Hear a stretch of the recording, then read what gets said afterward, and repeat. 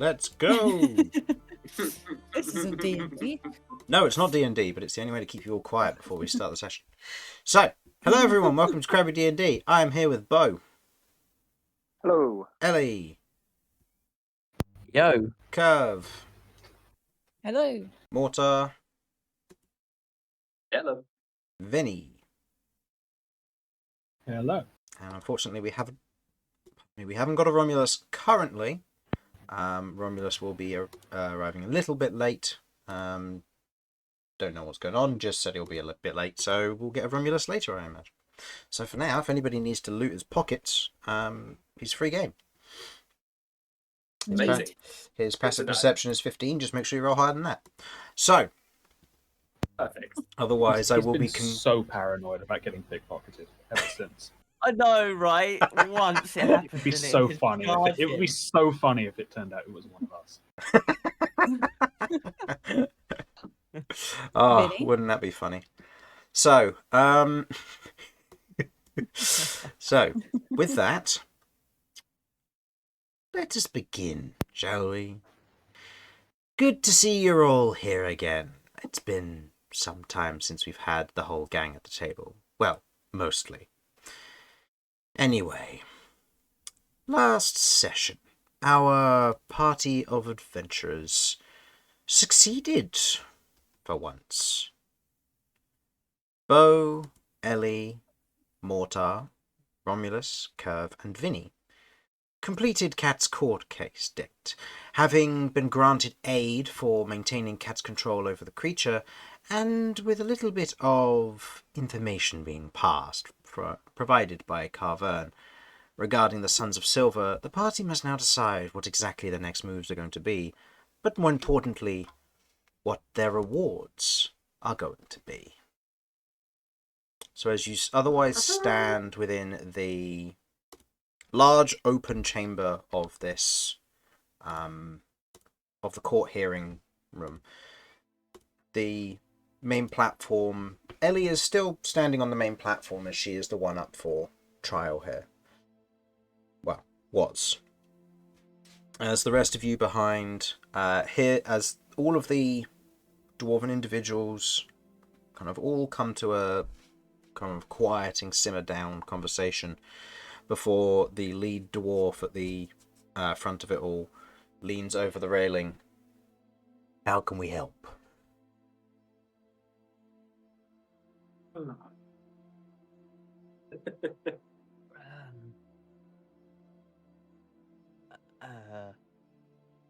Well,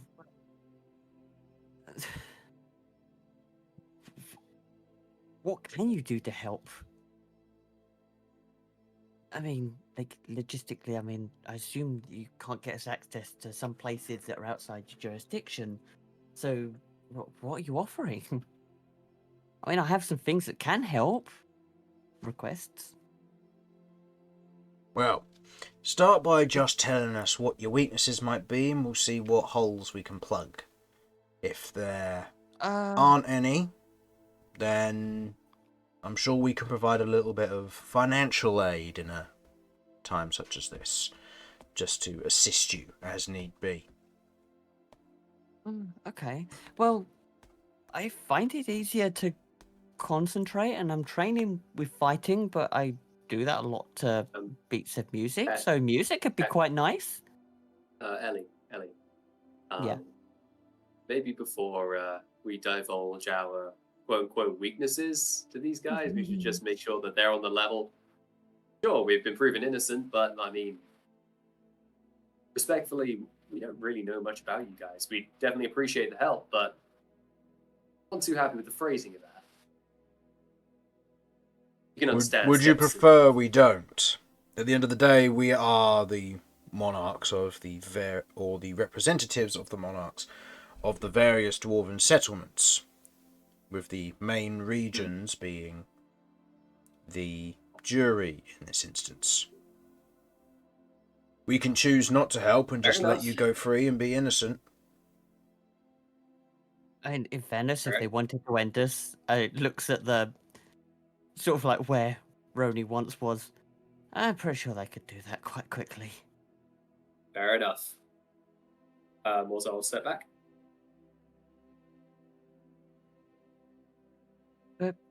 Okay, I mean, we can all give our weaknesses and see your help. I like music to train to and concentrate with. I have a request. Now that I'm kind of on par with Vecchi, I'm assuming he can't be my mentor anymore? No, that would be the case. Now that you have otherwise surpassed him, as we've had confirmed by Thamar, you're no longer his student. So you are welcome to travel through our cities as need be, but we can provide no further education. Okay. In that, with being a student of Vecchi, I found it quite useful because I had permit for my elementals. As you see, they kind of like support me. I mean, Roni was acting on an order that I gave him that should there come a point where a soul is at risk, he is to stop me. He kind of got a bit vaporized. Vaporized is the word I'm going to use. Just a wee bit. But Just a tad. I would prefer to have them as a safeguard. And I get a permit here? How do I go about this? In terms of being Vecchi's student, you were given general allowance to have your summons out and about with you while you travelled from city to city, so long as you remained within the Alliance or remained within the unaligned cities to the south. Mm-hmm. We can't speak for you if you enter the Beastlands or the Ice King's domain or anywhere within the Majocracy. But most of those places, I imagine, wouldn't see much issue with elementals being around at the time. With that in mind, now that you are of enough skill to have overtaken Vecchi, we can provide a form of identification to prevent individuals from trying to incarcerate you wrongly. Okay.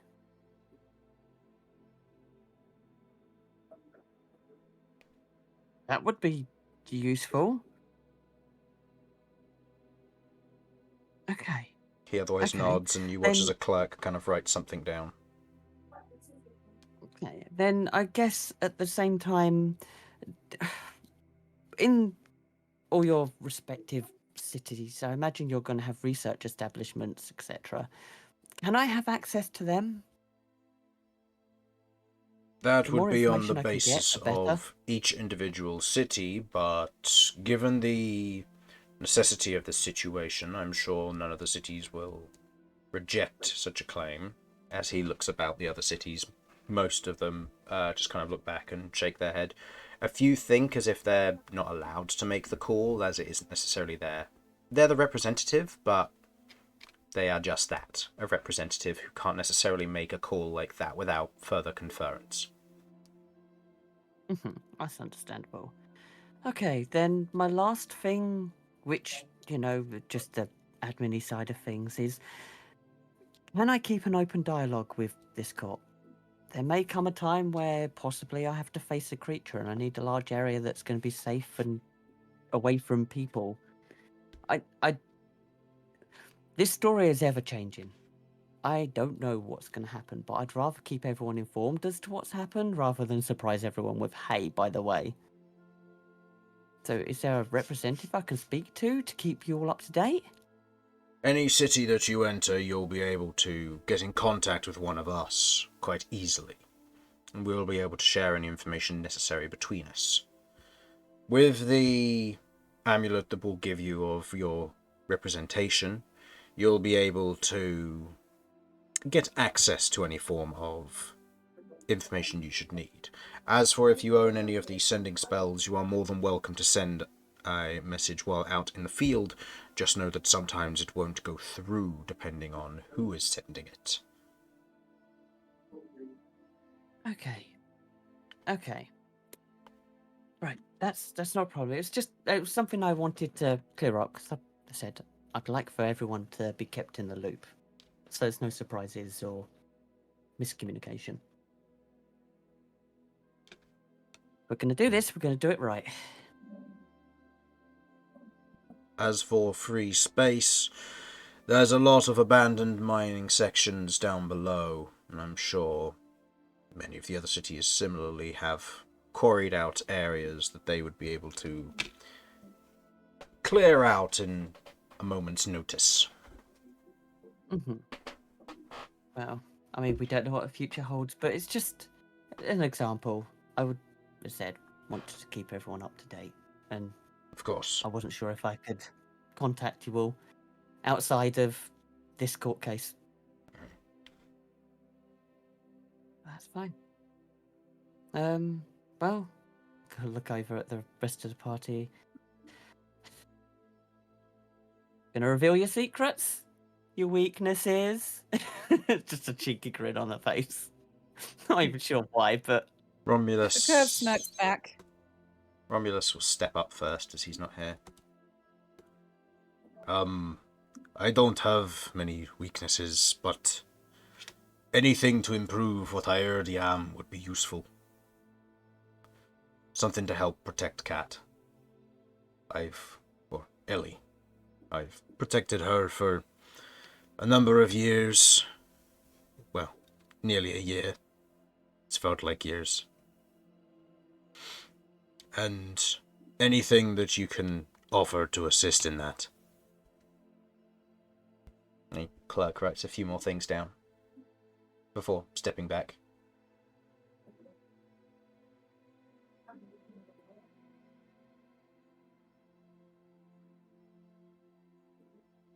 Who steps up next?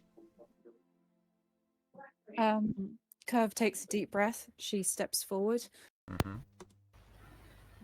Along my travels, I've found people who seem to be immune to certain powers of mine.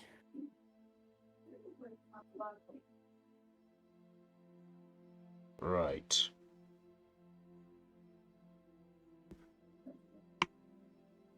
So something to potentially get past that block, shall we say? If possible, yes. Can do something about that, perhaps. She nods and steps back. Also, Simon, if you're there, we can hear what's going on in the background. That's Dan, I believe. Oh, is that Dan? Oh, sorry. Yeah, I was going to say, I'm home alone. What are you hearing? Nothing. It's in a four.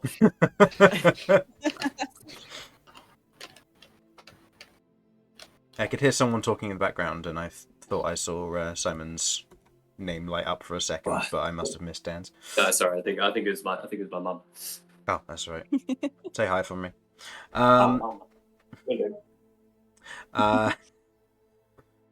Right, we can achieve something like that. Anyone else? I'll step up as well. Right. Please understand I don't say this to boast, but I don't consider that I have many major weaknesses. That's not because I think I'm unbeatable or anything, it's just because I pride myself on my versatility. I've got a lot of skills and I've learned a lot from traveling with everyone here. That being said, as I think I made clear when I was in here earlier, we intend on continuing to dive into a lot of dangerous situations. And I think the thing I really need most is power.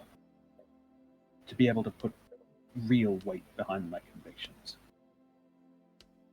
From what I've seen, most of what I need in that regard I could get pretty easily in this city. So any help with that would be most greatly appreciated. So some coin and pointing in the right direction, so to say.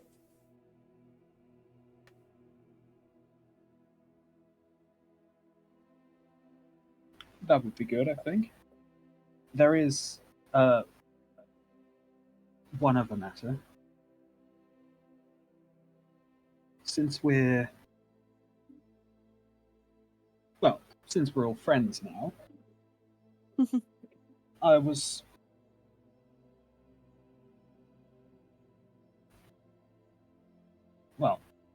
wondering what you might make of something like this, and I'm going to not draw, but kind of remove the holster from my belt of my short sword. Mm-hmm.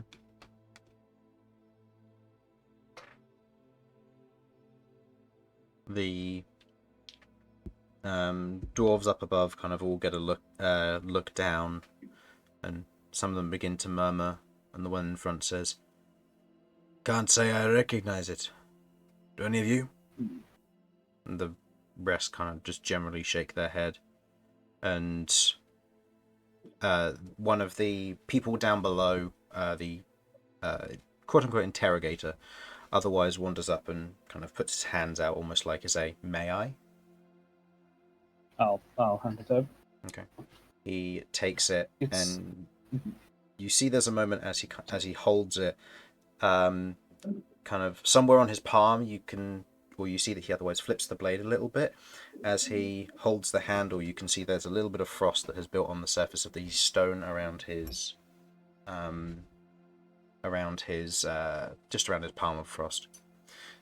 Yep. You watch as he otherwise holds it, does kind of a few, not necessarily twirls, but just a few minor exercises with it, and goes, "It's incredibly light. It's cold too, and partially translucent. It's not solid. Looks like it could be either crystal or glass of some kind." It's called ghost steel. There's a murmur amongst those above. "Ghost steel?" It's a inherently magical metal. As far as I'm aware, so far, it's only possible for those no longer attached to this mortal coil craft. But as you noted, it is cold, it channels their power, and evil beings. Evil ghosts, right? Undead? Yeah. Yeah. And evil undead cannot bear its touch. You see one of the representatives otherwise leans forward, almost taking note of this.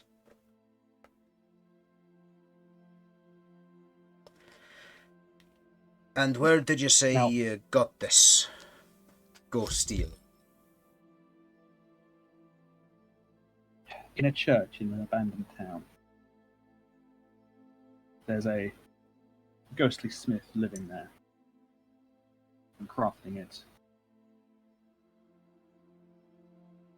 He was willing to give us a few pieces, provided we promised to put them to good use. Romulus holds out his halberd.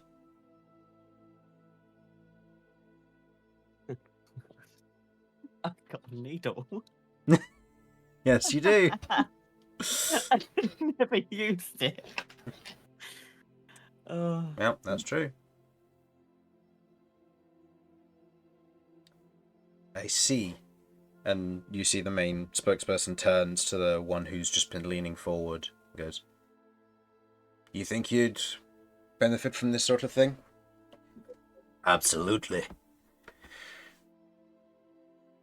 "Would you mind if we maybe took one of these items off your hands just to have a look at it? We'd recompensate, of course, just for exchange if you're looking for a potential upgrade. But if we can learn to make this sort of thing, certainly help with the various undead issues that occur in the south." I can get Well, my needle.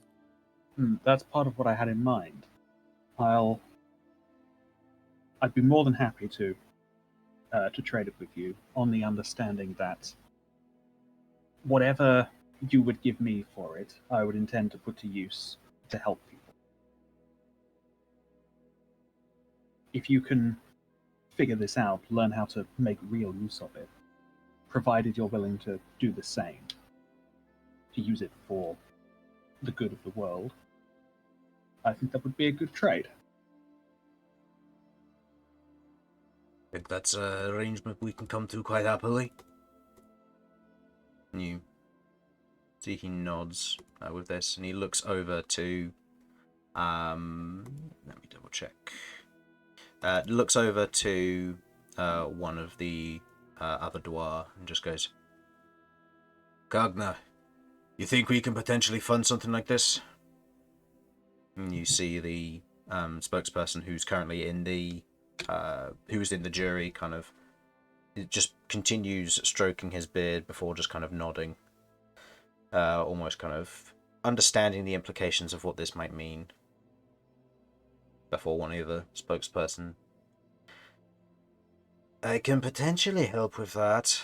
I mean, we've got information from the Grave Shakers quite happily. We could potentially see if there's a way for us to recreate this steel. A way for us to use it and then potentially get some good aligned individuals down south to help make it. If we can mass produce this somehow and it's not too difficult to achieve, we can potentially, well, it'll turn the tide of what's going on down there. And you see there's kind of a general murmur and consensus between a number of the dwarves as they're chatting. A few of the... You note that a few of the others almost begin to kind of grumble and whisper to one another. Which, I'll say, Mortar, you can generally pick up. There seems to be a little bit of, like, well, this shouldn't be just their power to have sort of deal. Yeah. As much as there's not politics. dispute between them, there is a sense of, well, why do they get to keep it? Even though it's like, yeah, this is this is a crutch they need more than anyone else, sort of situation. Sure. So, but there is conversation that is had between them, as one ahead just goes, I think we can make good use of that. I'll see what I can scrounge up. Maybe we can make something special for you.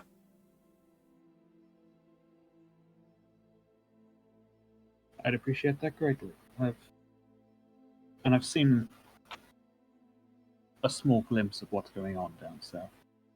I hope that you can do something to help that.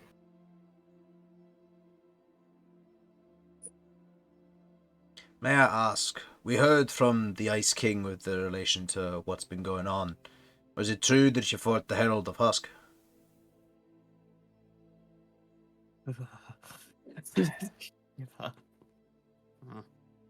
That dickhead. We encountered him, yeah. Did you win?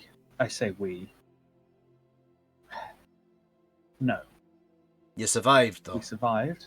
We survived. We got what we were there for, and we escaped. That's a form of victory. Aye. I'm hesitant to even say we. Most of us helped with his minions. Romulus did most of the fighting head on. When I realized what he was, I thought we were doomed. But you're still there. As you can see, we made it. So maybe actually winning against something like that is possible. But... Aye. Takes a lot of work, but it's doable. Thank you muchly, though. Oh, and on note, we arrived there to investigate the claim regarding that, actually. Turns out the place has been cleared out. They either left up and left, or somebody else defeated them.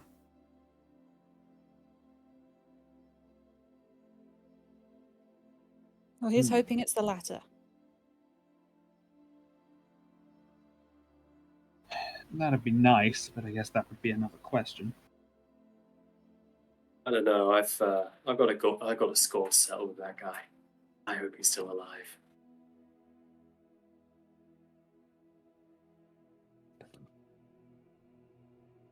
Well, hopefully that won't be any time soon. The interrogator looks to you, Vinny. Would I be alright to hold on to this, and we'll get you a replacement within good time? Oh, please be my guest. And he takes it, and you see a number of the dwarves kind of almost gravitate towards it, like they want to follow where this blade is going. But they have important matters at hand to do with the court agenda that's currently before them. And also, it's nearly the end of the day for them, so they're probably going to be doing some late night reading or looking up at this stuff. Or drinking. That too. They're not exclusive activities. Of course not. Many a book has been stained by ale. Well, we'll point you in the right directions if you just speak to the clerk after all of this is done and just get a list prepared of what sort of thing you're after, and we can arrange what needs to be done. The rest of you? Brilliant. Thank you. Oh. I'll stay. The two of you that are left, I should say. Looks to Beau and Mortar. I'll step forward first. Beau kind of looks at all of you. Kind of looks at Vinny as well, and he goes, "I heard you said we were friends now. Makes me happy." Aww. My one's a bit more boring, but I'm gonna have a hell of a lot of fun if you can do something for me. I'd like some form of a grapple gun so I can get around a bit quicker.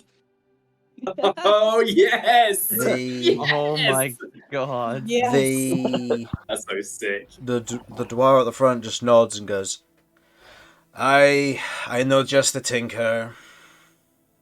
Might be able to kit you up with those with something to make music too. He's been, looks to you, Cat, when he says that, quite the entrepreneur among our kind. Highly recommended, of course, just a bit of a eccentric individual. Aren't we all? Creative. Yeah, it's point me in the right direction. I'll be very Mhm. grateful. Will do. Beau kind of just nods his hat and steps back again.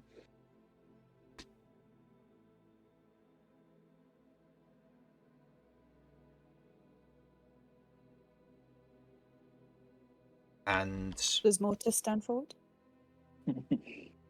Yeah, Mortar will step up once Beau's finished, and he'll say, "I don't really have any need for any items at the minute. I mean, I wouldn't say I'm not exactly impregnable when it comes to weaknesses and stuff, but there's nothing really on me that I see, that I kind of want to get rid of. I guess I suppose the only thing I could do with is, the equivalent amount of gold or that you would be dishing out for these items or whatever, or and also a list of places where I can potentially get these potentially made." And Mortar will pull out a piece of paper from his pocket, and he'll kind of approach and hand it, or like hold his hand out with the paper in it. To for the clerk. yeah. The clerk has a look over it and just begins to kind of go through the list. This'll be doable. And looks up to the other one, or the main spokesperson. Right then. We'll get funding sorted for the two of you, and we'll make sure that we point you in the right directions for the rest of you with regards to your various requests. We're going to, speak to the clerk and get whatever extra details you can provide with regards to your abilities, or if there's any particular other details you wish to pass on, feel free to do so. And for you in this case, Romulus, I think we've got something that might just work out for you. And for you, Vinny, we'll discuss, but I think I have a good idea of what might be a good use of something. And looks to the other dwarf, who just nods. For now, congratulations. Court is adjourned. And he otherwise smacks the stone mallet on the surface of the desk. I think it's time for celebration. Yeah, 100%. Yes. Yeah, big The one arm hug around Ellie, going, finally over. Way to go. Look at the Sorry, place, BRB. just like, oh, fuck, it's over. Oh my god. That was stressful, but Yeah, At tell me least- about it. at least we got there. Yeah, a bit touch and go there for a minute, but hey, all right. Yeah, it was fine. Well, Pretty good. Oh. And thank you, everyone, for the help. I appreciate it. Even if one of them was tempting me with a soul in the middle of the court. I thought it was kind of ballsy. I could have And gone hey, it got so the point. bad. But it didn't. You got the point across. That's true. It's true. He's not wrong. Ah, just looks at the recharging crystal. Well, poor Roni didn't stand a chance. Nope. I've got 2 crystals recharging now. I'm running out of elemental. Well, thankfully for you, it's nearly time for a long rest. Oof. Yeah, could definitely do with a nap. Yeah, I'm gonna look over at Grandad, and I need to talk. That should be fine. We'll have plenty of time to talk. As he looks up at the where the dwarves once were. I'd say, Mortar, you're the one who probably noticed this the most, while everybody... Actually, no, I'd say probably because you were celebrating, you're probably the one who wouldn't have necessarily noticed. But Vinny, you do, certainly. Your gaze follows where the short sword goes and kind of heads through a doorway out the back. And as the court is adjourned, you watch as all the dwarves unanimously stood up and they began to rush for a door at the back. You have provided them with a new metal which they don't know what it is, and they want their hands on it. Oh boy, I haven't started an arms race. Well, maybe campaign 3 will tell you. Legs are much faster. We'll find out. Ha ha. You just say legs are much Yes, faster. he did. Fuck off. I did. So, I regret nothing.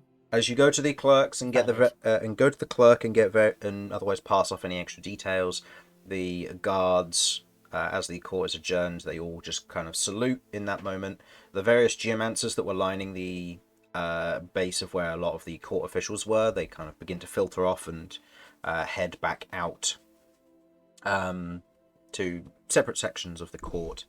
And the main stone golem that was in there just kind of wanders back over to one portion of the room and just kind of nestles down, and you see it folds these massive wings over its head and shoulders and arms as it kind of nestles down as if to sleep.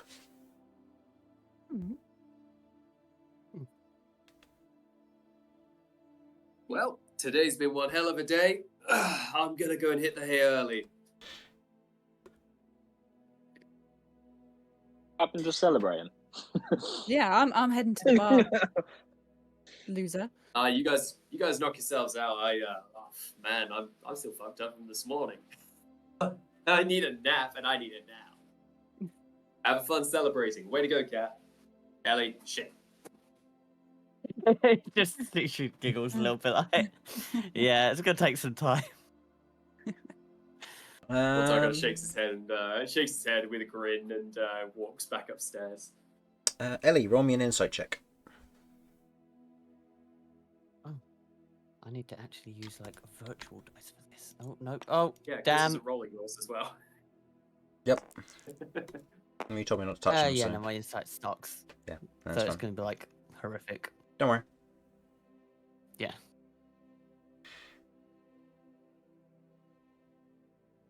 Carry on as you were.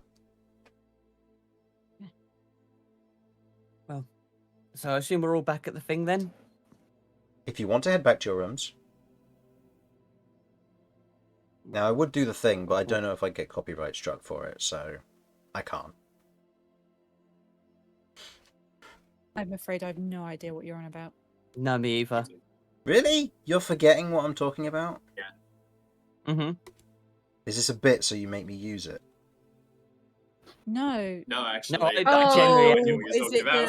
the Oh. dun dun dun? Yeah. Okay, yeah. Okay, Oh. right. Right, I see. Oh, right. Okay. You know what? Just cuz. As you Yeah. otherwise return to your respective rooms or the bar, in the case of those who are celebrating, I will say that the drinks for the purposes of this Yeah. will be on the house, so we don't Mhm. have to do monetary Fuck calculations. yeah. However, yeah, no, that's fine. No, there won't be any monetary calculations. We'll just go through the various bits and pieces. They're dwarves. They're happy with celebrating. The guards will be joining you. The guards who have been looking after you, that is, will be joining you for the celebration, as they now don't have to worry about execution / incarceration of your party. Oh. Right. Because that was on the table.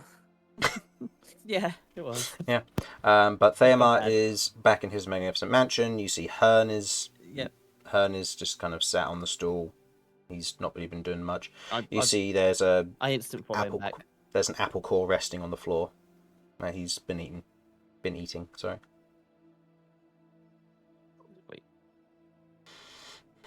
Well done. I Yeah. told you there was nothing to worry about. Yeah. This fucking Still. guy. It was worrying. You know, there's a lot of important people, and you know, I don't know what they're thinking or what they even know. I can understand that. No. So what's going on? Why is my magic showing these patterns? I didn't realize you didn't know until I restored those memories to you.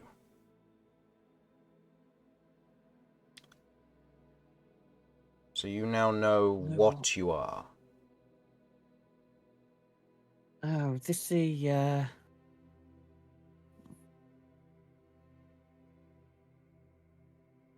where have I wrote it down? Runeborn. That's the one. The Runeborn? Yeah, I stumbled across it and a couple of different things, but I don't. What does it mean? It means the change is coming.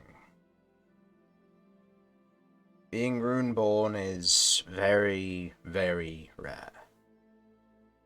It used to be far more common in times of old, so it was documented, but I can't say for certain. Various individuals who were Runeborn are known to be strong, dangerous, and often capable, ruling various groups or having some semblance of a leeway on what goes on in life.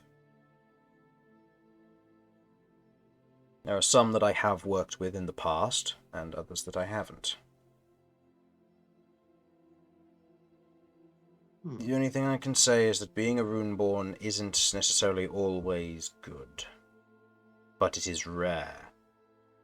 It gives you power, it gives you strength, and something that very few will have true control over.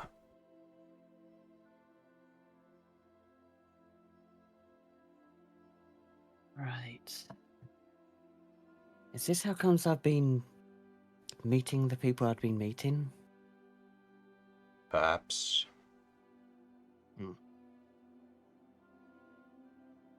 It makes sense now. Okay. So I guess I just got to keep working with it, and It's never going to go away, I'll tell you that much. hmm. Well, okay. I just didn't understand why now that I was. It's never shown when I cast it before. Maybe it's because you didn't remember that you had it. Hmm. It is a power that you need to use, that you need to unlock and get used to.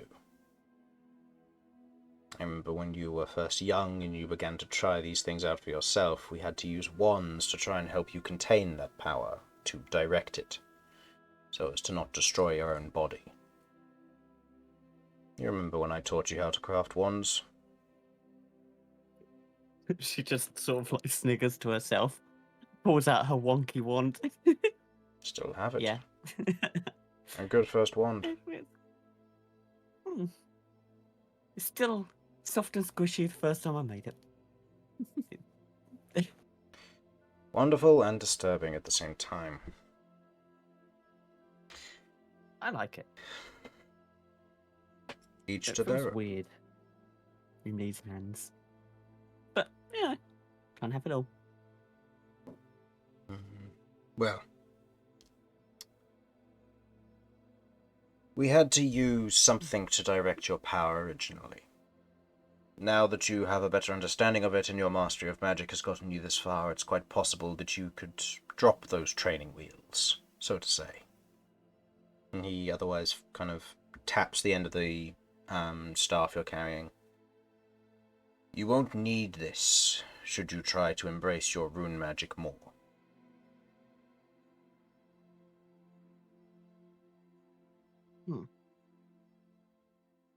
Okay. And any idea on how to... How do we even start doing that? Because I can't... I've tried. I can't cast without Cytania. Even when I'm using this, my energy still flows through her. Did you try prior to getting your after you getting your memories back, or prior to it? Prior. Try now. Okay. How much spell? Alright. I am going to try, as it's been a full... what have I got? I'm going to cast a...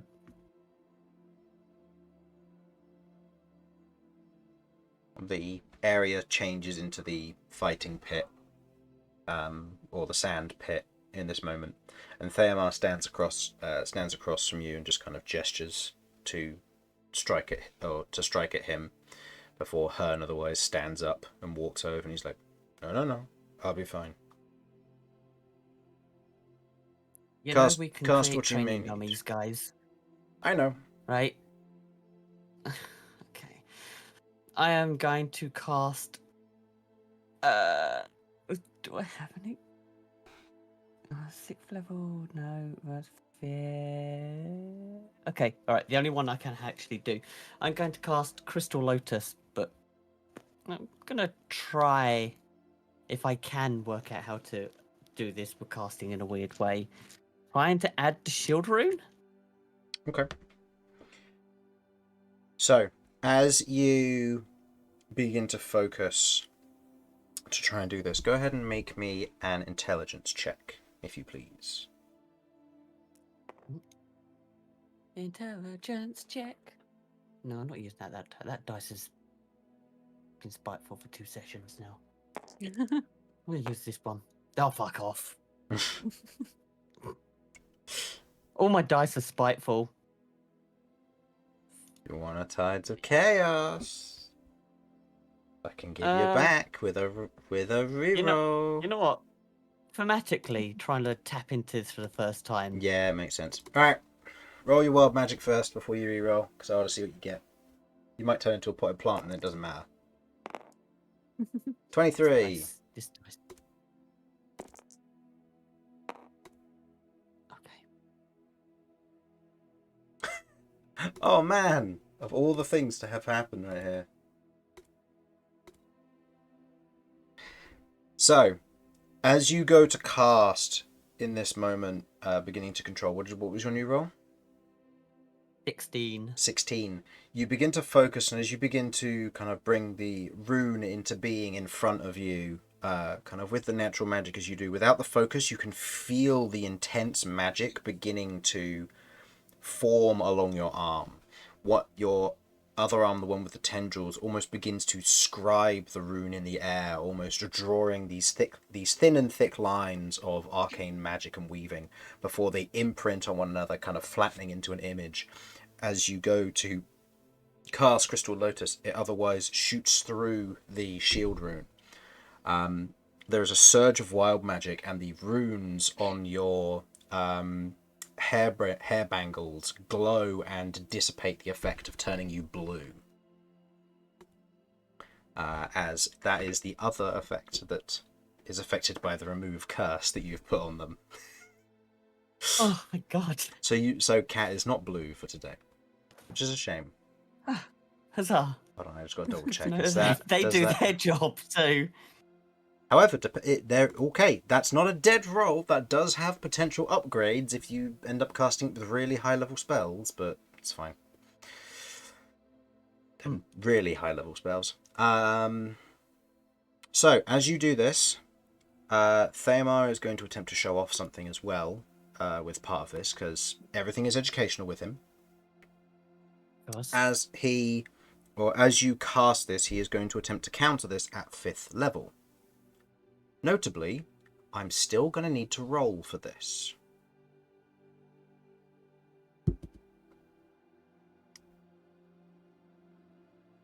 Okay. What level did you cast this at? That would be a 5th level. Okay. As you focus in on this in this moment, and you force the spell forward, you watch there's a moment where Thamar counterspells this, and as it happens, you watch as your magic punches through the counterspell and shields him in this moment. We won't roll for the damage because it's not too prevalent. It doesn't matter. But as the lotus forms across his exterior, you note that it has punched straight through what would be the equivalent of an anti-magic style situation. And you see kind of Thamar almost steps back, like he has been forced to take that step back. That's what being a Runeborn is like.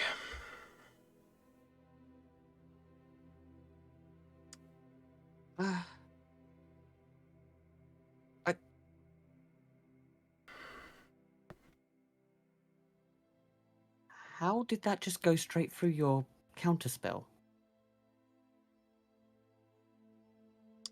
Rune magic, unlike traditional magic, uses, harnesses, and stabilizes natural magic.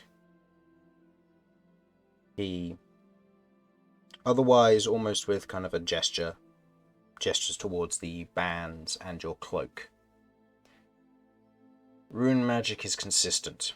It is stable. It suffers not from the whims of wild magic. Meanwhile, rune magic in the form of being a Runeborn allows you to consolidate your magic regardless of how powerful a user may be, allowing you to, in some cases, such as this one, to punch straight through an individual's defenses.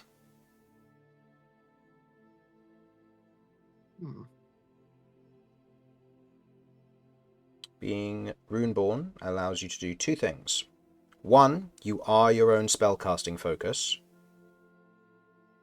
And two, if someone tries to counter a spell, they have to counter it at 2 levels higher for it to automatically succeed. Otherwise, they have to roll for it.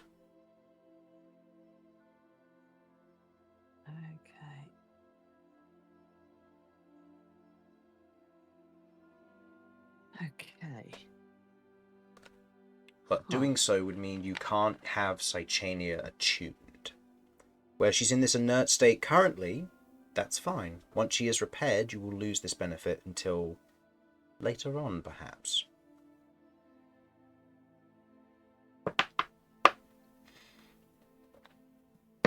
Yeah, but she's a +1 weapon. Can I be a +1 weapon?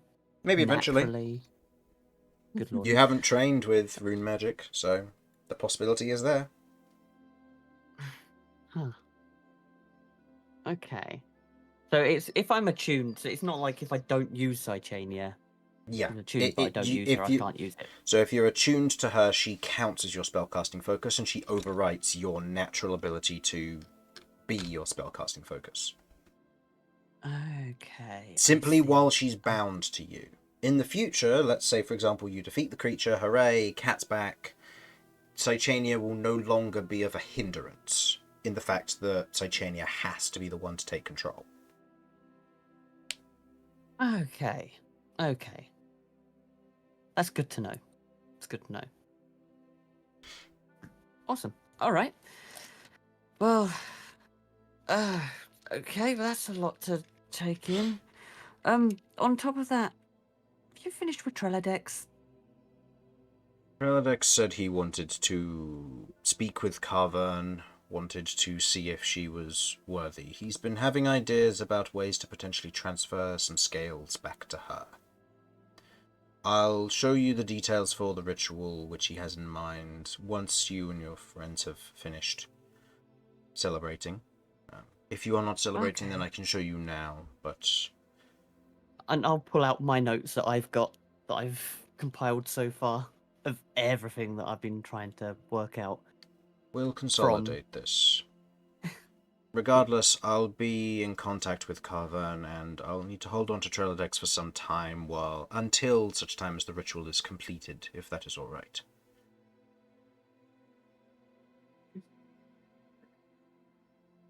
Okay. And he's okay with this. He hands you back Treladex's crystal, to which you otherwise get the confirmation from Treladex that this is what he wants. As long as you're okay with this. But I'll be back. Of course. So Janie will be fixed, so we can all go back on adventures. And I am still trying to work on Make Your Body. Just creating a new type of dragon is very hard, you know? I understand. Right now, let's focus on building something. A stepping stone. Something that can help someone else. Yes. And we should do that together. Okay. Well, you take care, and please, if you're going to be travelling with my granddad, don't break Vinny's friend. I don't intend on it. Okay. She'll either I be trust worthy or she won't.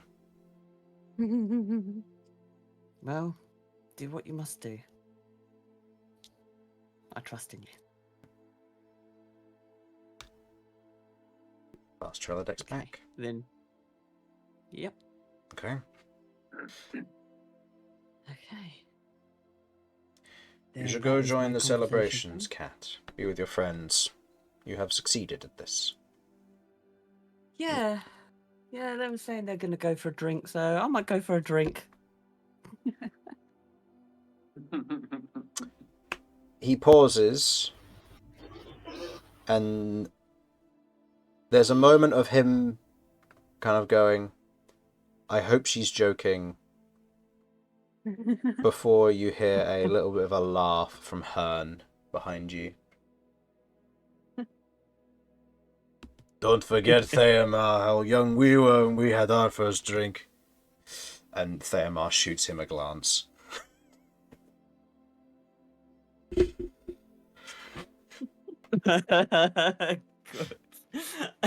We were younger than her. No. Oh shit! They started young. They were war Huh. they were war heroes. They got to drink when they were young. They joined the military at 12. God damn. I gotta be honest. I was talking about a strong juice, but I might try it once because gotta try these things once, right?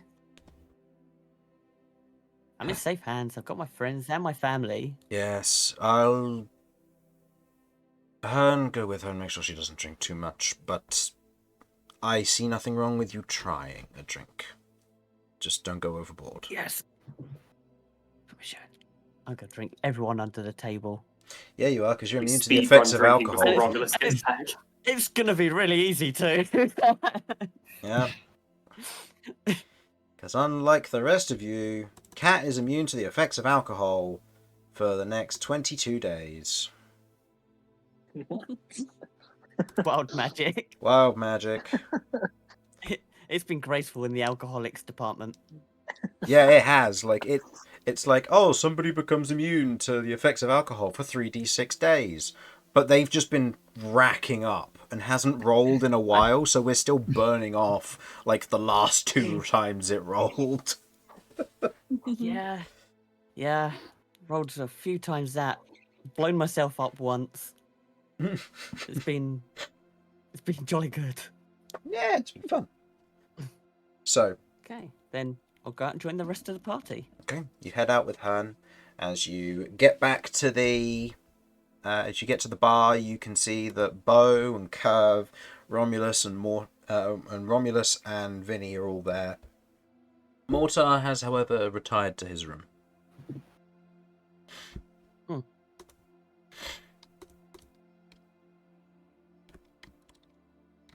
Crabby's okay, but I guess it's been a long day. I'll go up to the bar. Just in her full things, like, I'll take the strongest of whatever you've got. No. Oh, We'll start light. Sorry, Steve, go on. Beau goes, "Hooray!" and slams the bottle in front of her. There you go. his eyes light up, his eyes light up, like, oh, Kirv Okay. tries to You pick the enabler. bottle back up. Hearn No.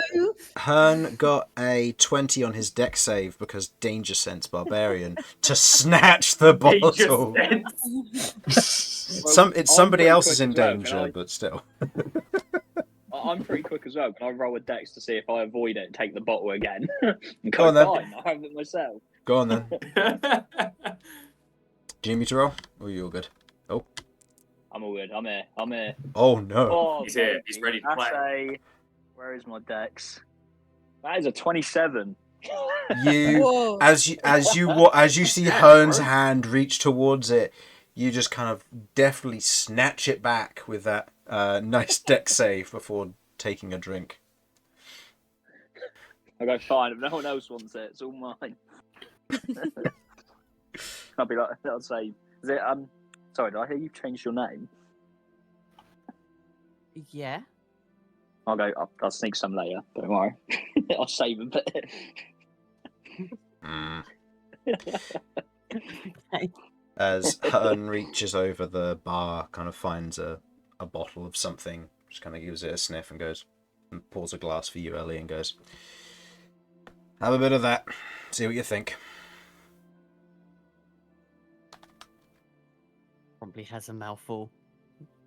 Doesn't like it. No, it tastes awful. It's not sweet enough for you. I think I'll stick with squash, and I'm just going to pour the rest of it in the creature's mouth on the hand. Oh,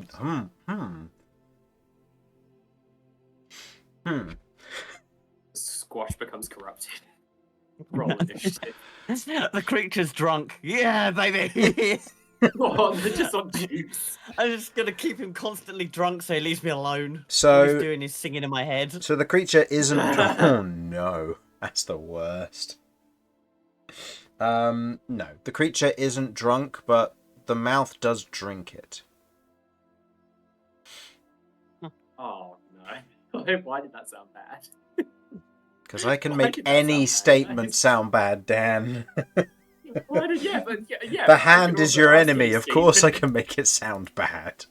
The hand is your enemy. Okay. And I'll just request some squash. Or milk, if they have milk. with bits of fruit in it. Milk with bits of fruit in it. Yeah, it's like a milkshake, but you know, I'll squish them Like up a to milk try and put the stir. flavour in. Okay. Yeah, milk Milk stir. Yeah. Yeah, a milkster. Okay. So, is there anything anyone would like to do during this time while you've got the time, or will you just be partying for the next hour or two before going to bed? Hour or two? Is there curfew? Oh man, you're really gonna go for it tonight, aren't you? Yeah. Beau's happy. He's happy, alright? No, I'd there's- rather drink the pizza Yeah, than on There's his own. nothing stopping you by any means. It's just a matter of if you end up leaving for Zaker's Crossing tomorrow and you end up being very hungover, you know, there's a poison condition that I feel could be that's applied. standard. I feel like that's standard fare for Beau though. Like the amount he drinks. That's Yeah. fair. Yeah, Like he's honestly. just always. Yeah, no, you're right. It's when he's sober that you got to worry about him. Yeah, he's sober. He rolls everything with disadvantage. No, don't say Reverse poison. Yeah. The detox. Yeah, honestly. Well, after Yeah. one night of not drinking. Yeah. You know what, Beau? I haven't known you too long, but you seem alright. I'll try to be. You stuck your neck out for us. I appreciate that. I didn't really have to do too much. It was quite straightforward.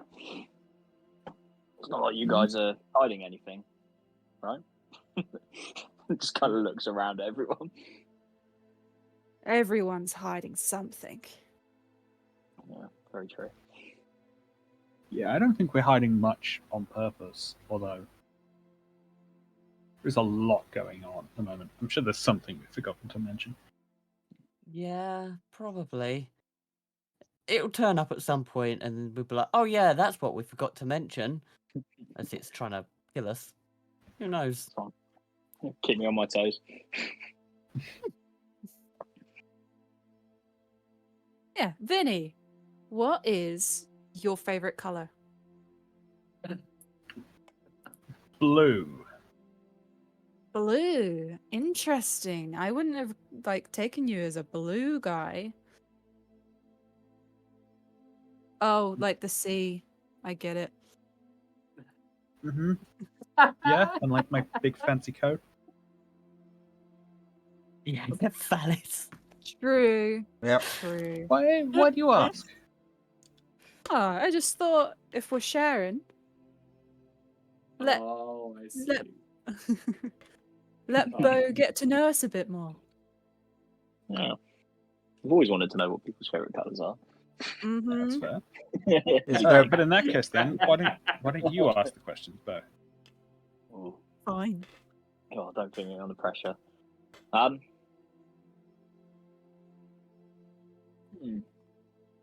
I want to know. I want to know why you guys are a team. What's keeping you guys together? Oh fuck. Yeah, I'm going Money. deep. I've had a couple of drinks now. I'm going deep. Yeah, fair, fair. A couple of drinks in and Beau is just dialed in. He's like, I'm going for the throat. Pretty. I think. I think each of us would die on our own. She Yeah. just takes a sort of a mournful sip of a sixth drink. Probably. I'm happy. I like traveling with my friends and helping them with their problems. And they help me. So it's nice. Just being with friends and family. I think Romulus would make it on his own. Well, you can around Probably yourself. make it the longest. Yeah.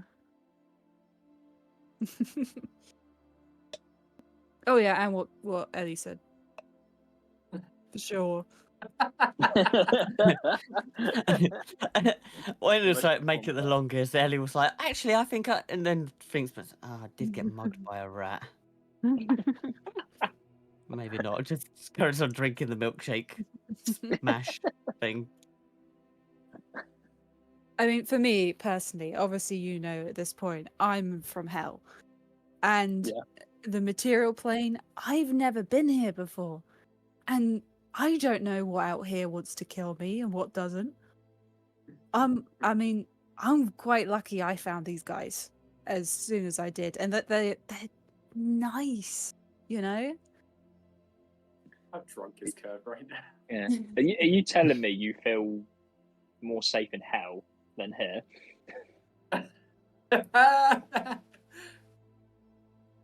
Better the devil, you know. Yeah. That's actually That's Beau kind of raises his drink and goes, "I'll drink to that and to a lot of things." And there's another sip. Just remember, Kirv, you have the belt of dwarven kind. You aren't drunk at all. What? You have the belt of Wait, dwarven is that kind. one of the side effects? Well, no, That's but you have somewhere. resistance It's against being poison, right? poisoned. Yeah, and alcohol. Resistance against and- being Alcohol's poisoned. a And poison. drunk is the But this is same as dwarven, poisoned. dwarven alcohol. No? This is dwarven alcohol. This would be Yeah. strong. Yeah, No, that's this is true. It strong is tea. strong. So actually, that's fair. So 6 in, you're probably got another 3 in you. Oh boy. Until what? Until you have That's disadvantage. for you to find out. Do you go back to hell?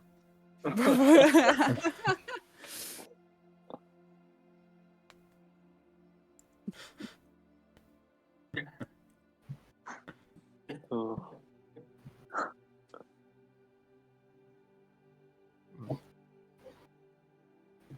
Right, Vinny, why do you think we're together? A party.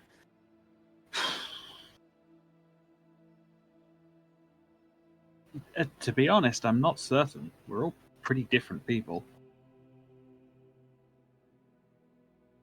That's true. I mean, when this little group started, there were also 6 of us, but only half of the people here were there then.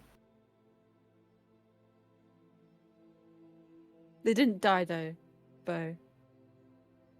In case you were worried. That's fine. I was waiting for an elaborate story.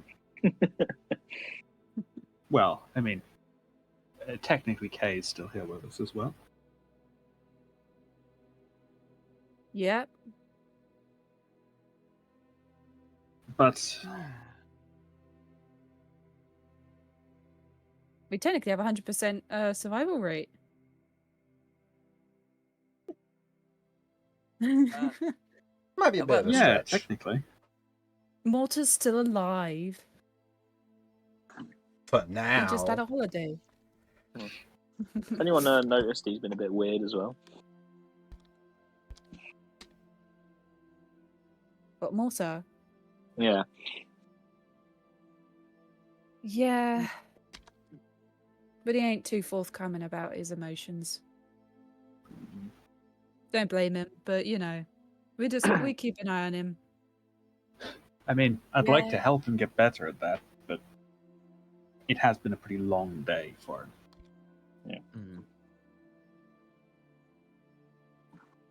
And he's been going through a lot, just in general, so Yeah. There's only so much I you don't can know. do. it's a pity he's not here, but you can't make someone be happy.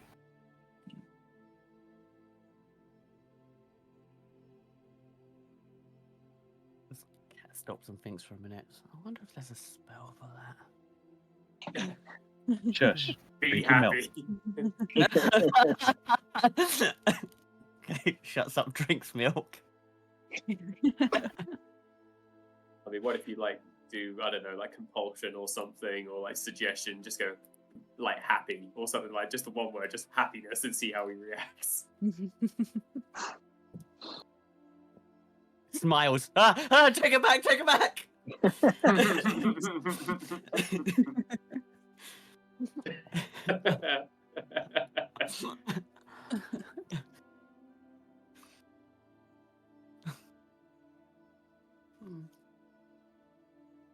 Good job, everyone. This was a very weird strange, difficult, but kind of fun few couple of days. I am going to go to bed. Fair enough. Yes, Yeah. well done, everyone. We interacted with authority figures and didn't get ourselves arrested. Or worse. Is that a normal occurrence? Expelled. Yeah. We had issues with authorities before, and Romulus has an obsession over an investigator now, and every single time we get in trouble with authorities, it kind of always gets weird. You just hear stomp, stomp, stomp, and then you watch as Romulus kind of looks over the edge. We're talking about Benoit Bonk. Oh man, I hate how flawless that was. No, we weren't. Not at all. I hate how flawless that was. No having drinks, He Kurt. was just- No having drinks, Ellie. You're not old enough. And then he turns around and goes back to his room. Just screw it. Too late. It's always like he's here in the room with us. I'm just filling Harlan in on what's been going on. He's just messaged me, so I I felt the need Yeah, to he- talk us in. That's fair. Yeah, Yeah. But I feel that there's gonna be no end to the hunt for this investigator. We never got his name. Pray for the best.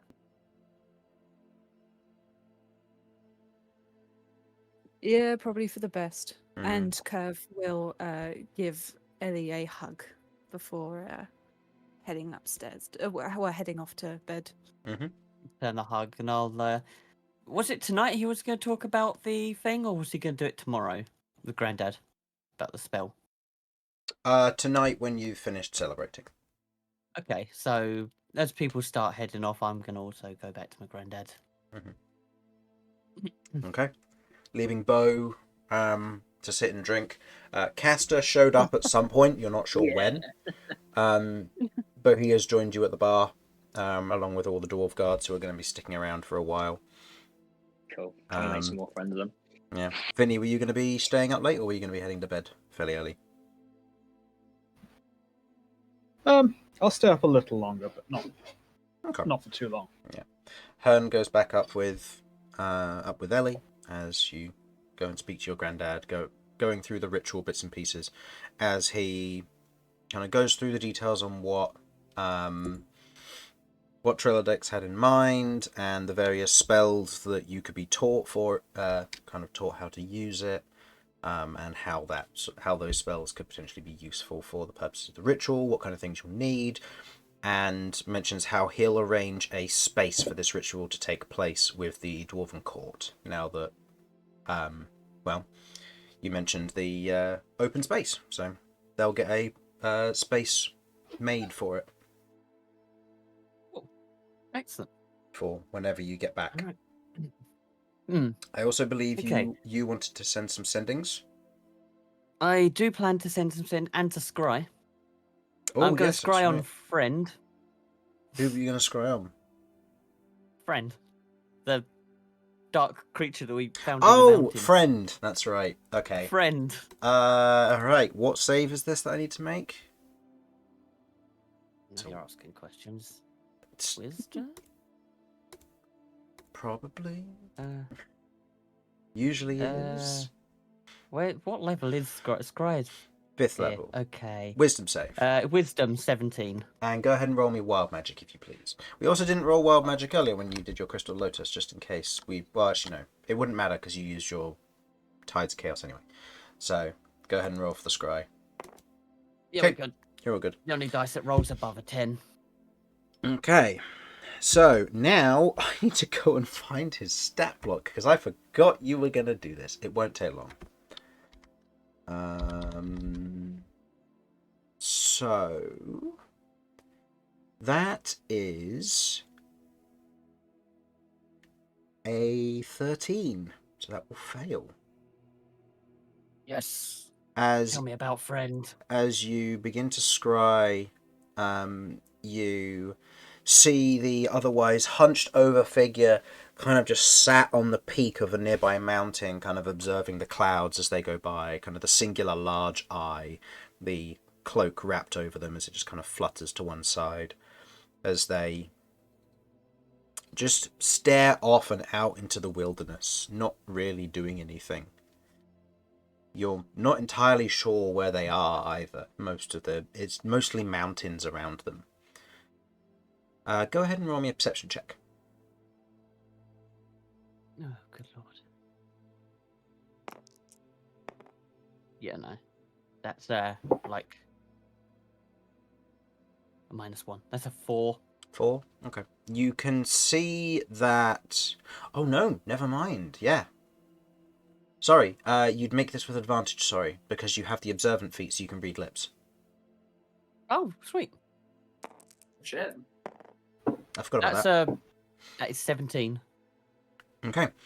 Looking at Friend as they're kind of crouched there and just looking out, you see that they are whispering something and reading their lips. You're able to make out the general nature of it, that you aren't entirely certain. They seem like instructions, almost. As they're almost reading out a number, then a letter.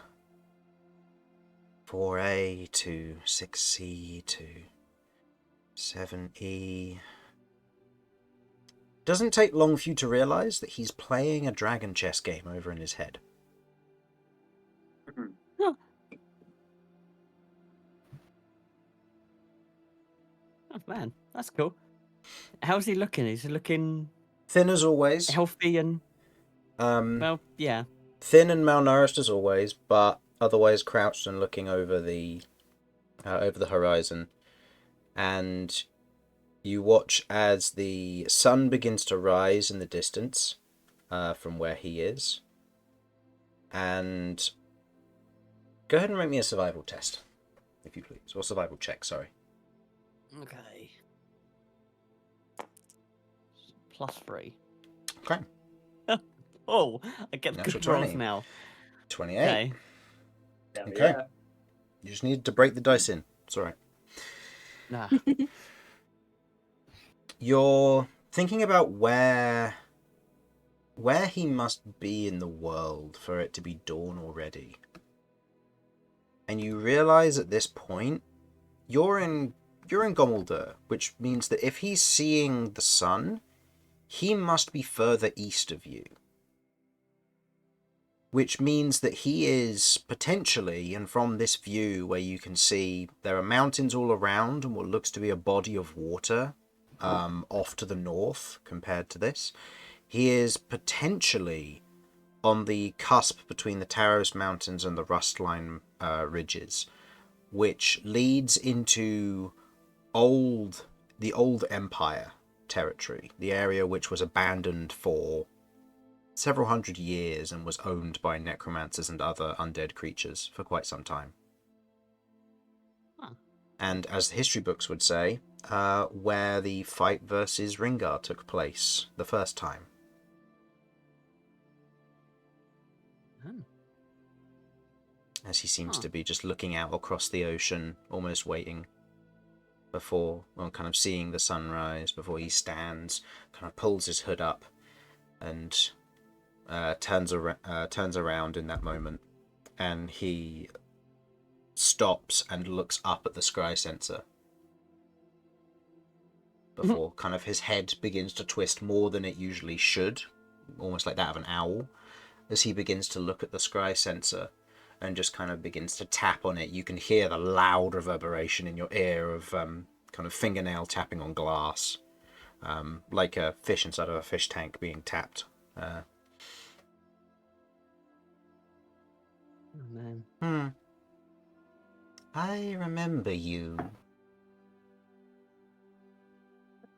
Oh yes, he does. Oh, okay. I have no way of communicating with him, so No, you don't. I just rest my hand on the thing. and just mutter to myself, "It's good to see you're safe." As the scry comes towards an end. Yeah, he doesn't reply back, as he has no way of really course not. communicating, but he seemed to recognize the magic as he kind of smiles and goes, "I'll find you in time. Or you'll find me." And he pulls the hood up and begins wandering as he begins to kind of sing to himself as he just skips down the mountainside. The scry kind of following him for a little bit before it begins to fade and dissipate.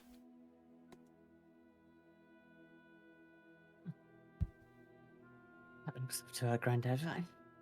Well, he's still alive and going. Though he's near the old empire, I think. Hmm.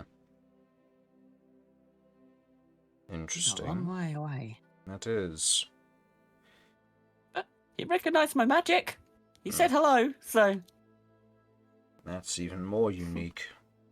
Very few are able to see scry sensors. Huh. Well, I'll keep an eye out for any individuals of this description and come in communication with them. Mm-hmm. Yeah, he's a friend, so... He's also a bit odd, but he's a good boy. Okay. Oh, Lord. Two sendings, eh? Sendings. I haven't Okay. even thought of what I'm going to say. That's all right, because I think now might be a good time that we have a break as everybody goes to sleep with these last things being done. As everyone returns to their rooms, even Beau in time, before getting off to sleep, no. some more drunk than others, as you get to sleep and wake the next morning. And I think we'll have a quick break there. Gives you time to potentially work on that, and we can deal with that when you're ready to send them over to me, and I'll get you the replies accordingly. Yeah, that's cool. And Harlan said he'll be here soon, so yeah, we'll have to see. Okay, so be back in a mo. Don't go anywhere. I'm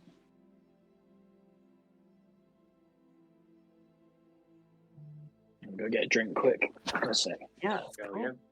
Yeah, I'm gonna go put the kettle on. Back in a minute. 5, 6, 7, 8, 9, 10, 11, 12, 13, 14, 15, 16. Are you doing the words? Yeah. Oh, gotcha. 18,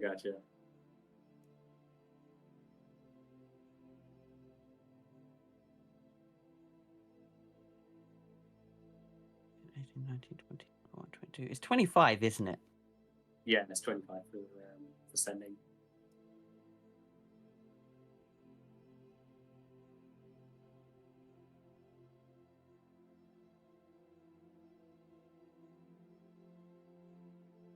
What was that component? The Thunderstone. Pion.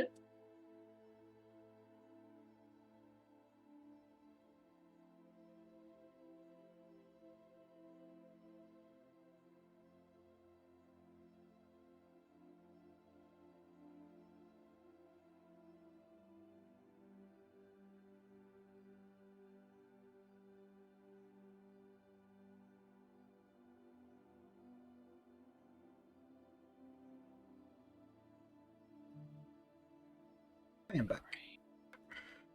Welcome back. Let's goes and takes their break.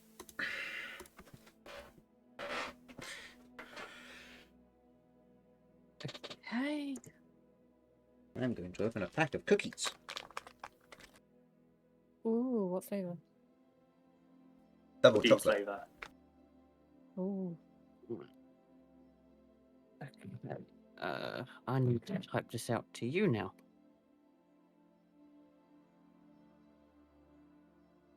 Alrighty. I'll still want you to speak it out, but Okay. that's alright. You can still type out to me so I know exactly what you're saying.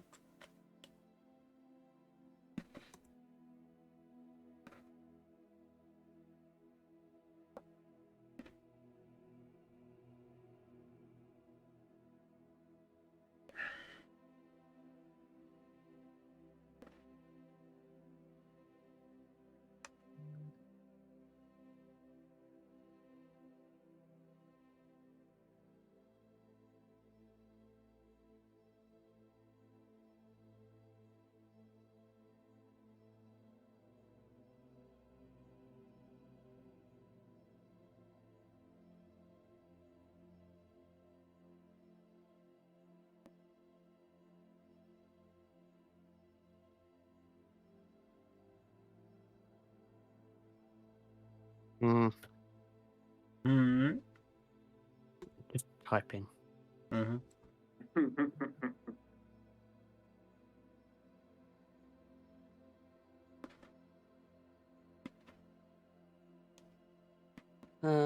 One, two, three, Oh, 4, 5, 6, 7, 8, 9, 10, 12, 13. Chris, were you able to get the? I don't know if you got the document I sent you Mm-hmm. a few days ago. Okay, you did. Cool. And is that all right?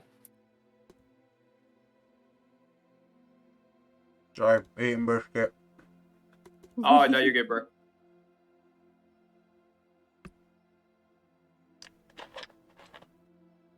Yes, that should be fine. Fantastic. Cannot wait.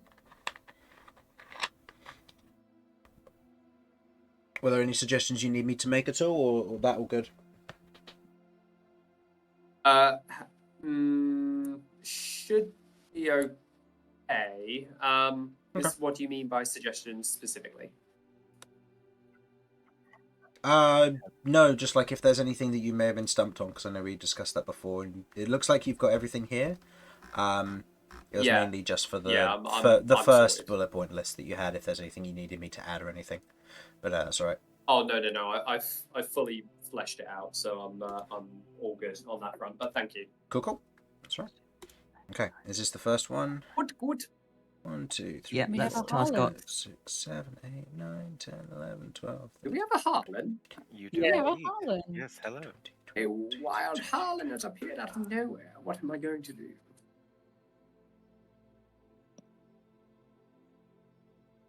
Okay, so yes, hello Harlan. You've all just had a long rest.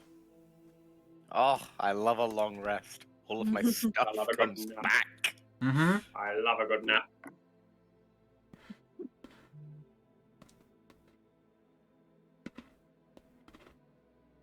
One, 2, 3, 4, 5, 8, 9, 10, 11, 12, 13, 14, 15, 16, 17, 18, 19, 20, 21. You don't have to use out the full 25 words. You can go less than. No. I'm basically trying to shorten it so I can get it to 25 words. Oh, okay. Got It's it. a lot to say. Yeah, that's fair. So Harlan, just get you since the last message, just keep you in the loop. Benoit Bonk was mentioned, so you ran over and asked if they were talking about him, and the party replied no, so you walked away. And Kat has drunk some alcohol, but she didn't like the taste. I will just say, I have moved on from Benoit Bonk, given that, I got with a king. You are now in a committed relationship with the Ice King. I don't know. We're not labeling it like that clearly. Like we are. Don't get me wrong. Romulus is totally down for it, but logistically, we need to have a discussion when we next, Fuck. I was going to say meet up, you filthmonger, you miserable slattern. Oh, that's awesome. I don't know what slat it is, But yeah, next time we screw, at that point we're probably going to have to define things. Romulus is definitely very, very happy to have a committed relationship, but is aware that long distance is difficult. But they're doing all right. And again, standing orders is every evening they have at the very least a little sending stone session. Yeah. Little quickie. Yeah, that's right. They have Little stone quickie. sex. That was the perfect time to come back. Goes in it for the quickie.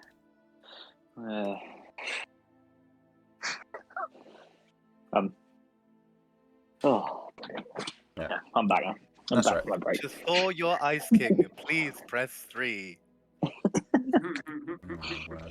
Okay, I'm gonna make 2 rolls for you, We are Jamie, sorry just for with the regards delay. to your sending while you're typing them out. Yeah, you're fine.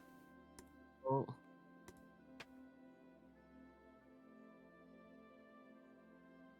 Alright. No. We get... Second one's tough, huh? Oh, did anyone Wait. has everyone asked for items and stuff? Yes. Yeah. Everybody will be getting theirs earliest tomorrow, but you've all gone for a long rest, so now you'll be getting that part. So, And has anyone revealed what they asked for? We all had to everybody in front of each other. all had to say your Oh. weaknesses to a certain extent to the court, but the specific nature of the items hasn't necessarily been revealed for most people. The exception being Cat asking for headphones and Beau asking for a grappling gun. Fair. So, the first sending that you send before you go to sleep, Cat. No, hang on. It's alright, I'm happy to wait. I was eating a cookie not long ago, so... I mean, no, break's over. D&D. The Damn. ultimate counter spell is Nugs. chicken nuggets. Nugget. Can't provide verbal components. Nuggies. Not even my runeborn abilities can burst through the nugget power. Okay. Right. So the first one is going to be probably easier to read it off of there. 'Cause I can't read my own writing, so. Hi Tarscott. Long time. It's Ellie. You safe? I'm okay with Grandad. A lot has happened. I can't wait to start chatting again. I still have the Thunderstone. Have Nicely Thunderstone. done, bro. There's a pause before... The first audible quote-unquote word is a gasp. Ellie? I'm glad to hear from you. I'm glad you're safe. Where are you? I'll come talk in person. I'll leave tomorrow. Oh, Fucking hell. Oh Jesus, where are we? Gold Door, Gommel right? Yeah. You've given us so many things. Okay. I will reply at Gommel Door. Wild Magic doesn't go Oh off. God, that was nerve wracking there. Seeing a Nearly- one just nearly a edging one. my screen. Ooh.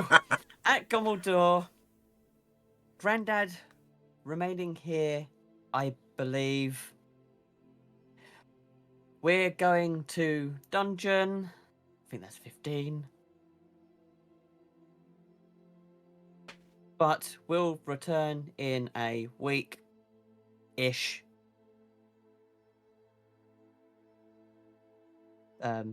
Be at Wizard Con. Was that 25 or 26? I kind of lost count. That's You fine. can make WizardCon one word. It's Wizard Con. You- Oh, Say, cool. just say it really Wizard Con. fast. It's Either fine. way, Wizard that's Wizard Con. So, the reply is, I'll pack my things in the morning and head over. It'll be good to see you in person. And I'll be going to WizardCon too this year. It's closer to home. Tarscott Wizard Con. Yes. I'm actually really excited to see Tarscott again. Okay. So, Okay. that's the sendings Alright. done for Tarscott. And then All right. the next one. Hang on, I need to spend another.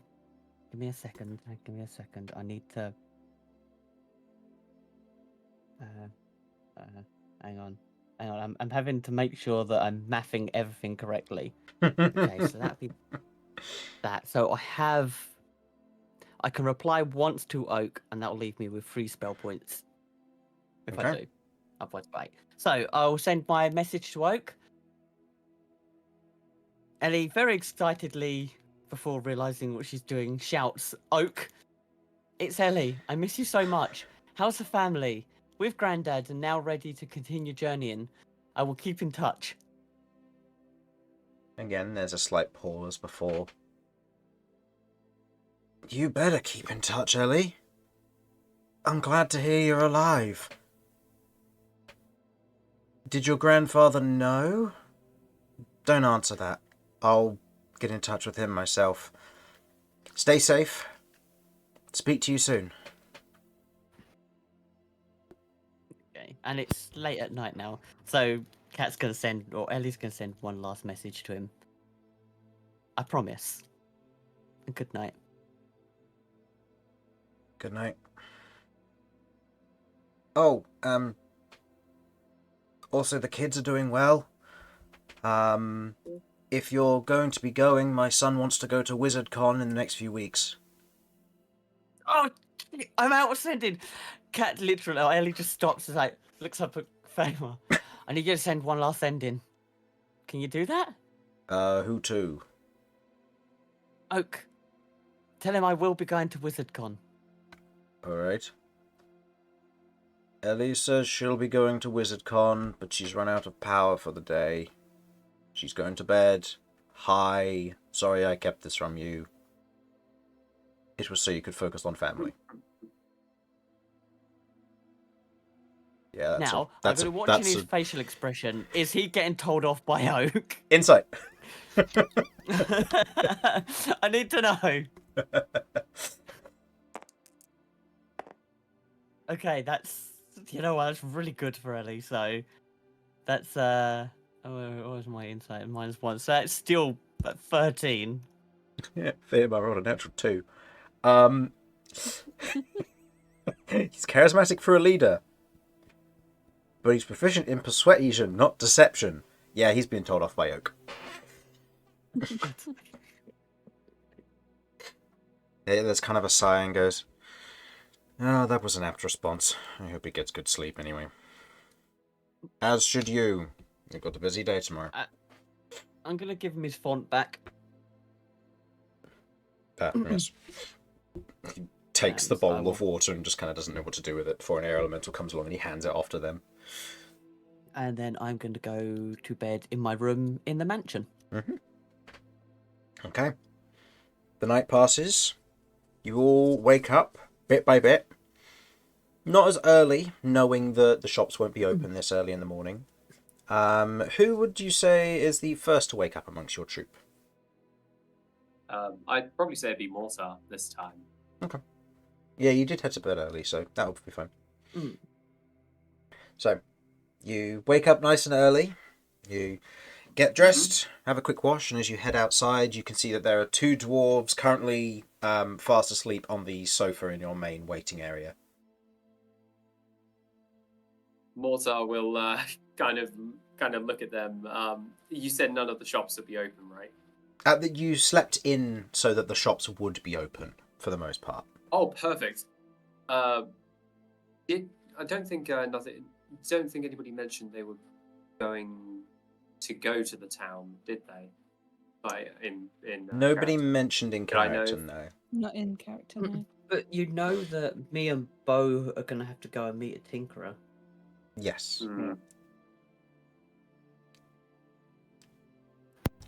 I When think did I ask for money? Yeah. You also haven't received your money yet. think more.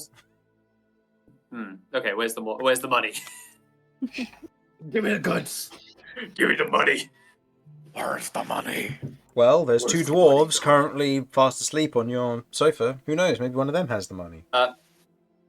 I'll kind of walk on over, crouch next to one of them, and kind of like grab their shoulder and like shake them. Like, hey. Sorry. It's like, hey. Oh. Oh, he kind of sits up, kind of draws his weapon. Like, where's the danger? Hey, handsome, you dribble while you snore. He puts his weapon away and looks at you.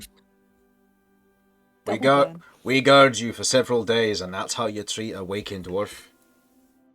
Absolutely. I treat everybody equally. I'm an equal opportunity piss taker. You fit right in. What is it? I kind of need the money before everyone wakes up. Do you know where it is? Yeah.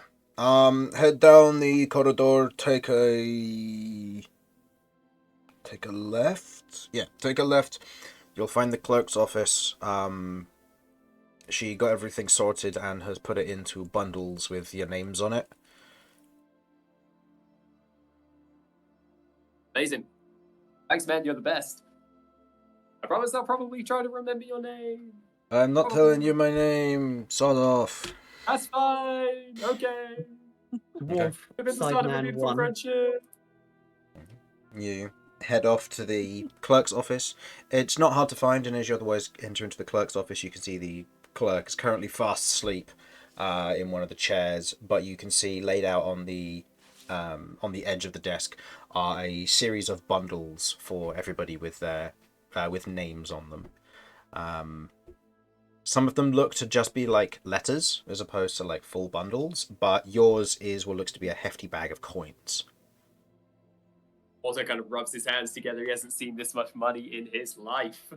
And he will walk on over to it and he'll pick it up and kind of like go, yeah. And then he'll look at the table, look at the massive gap and see the clerk and kind of go, oh, the clerk, sorry. And kind of go, in the interest of trying to be a more considerate person, I should let them know that I was here and took my money rather than them thinking that someone came in and stole it. So he kind of looks around for a sharp object, finds like something rudimentarily sharp and starts carving into the table, into the desk in front of him. GOTMYNPYN,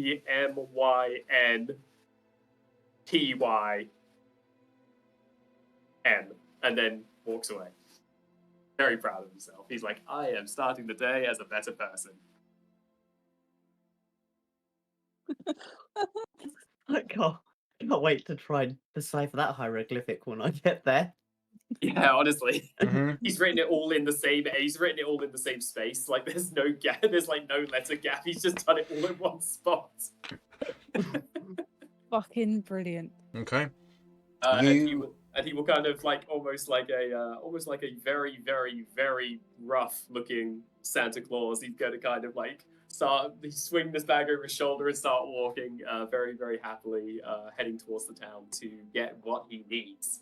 Okay, so not going into detail about everything, but going about the day, you find a tailor's, you find a kind of an enchanter who's available for the day for kind of lower tier magic items. You find you go through the general market and begin to browse and peruse, and finally, as you're going around, you find a weaponsmith's, and you go through and collect what you need to before taking your haul back with you to meet up with the rest of your companions for later in the day. So the first thing Mortar does before he goes, he's like, okay, I don't know the chance I'm going to get to do this. So he's actually, before he goes back to the tavern, he is going to head to where Carmen is. Okay. Something that I did actually forget to mention to you with regards to one of these. She won't be using armor in the long term. So if you want, okay, it can, cool. it can just be a aesthetic. fancy. Okay, it'll just be purely aesthetic for the purposes of what it is. Purely aesthetic, But it still gets to be super fancy and so on. Cool. Hell yeah.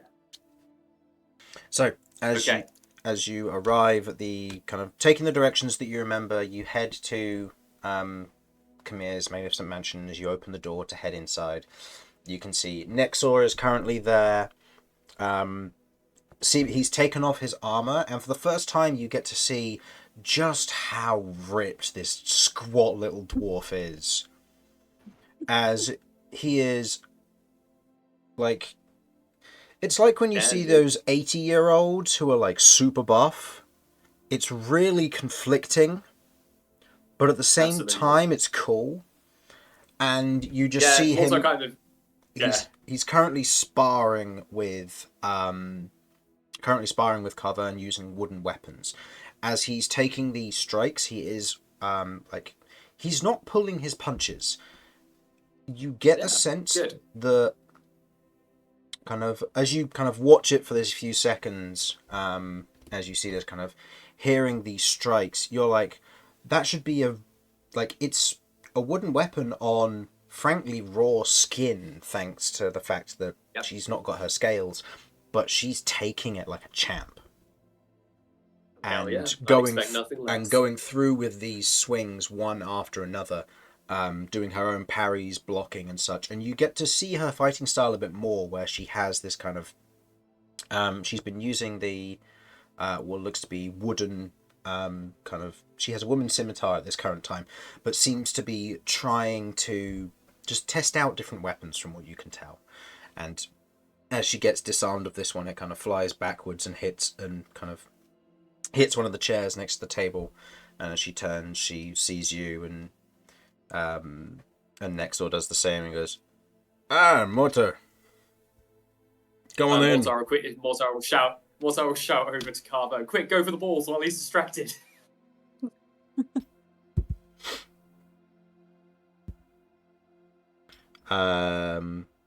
She looks at you before Nexor looks back and gets into a defensive stance far quicker than she can react, and goes, "Don't even try it."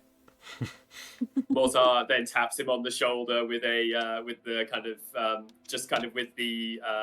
pommel of the gun just on his shoulder there, and he'll go, "Don't turn your back on an enemy, pal. That's 101 right there." Suppose so.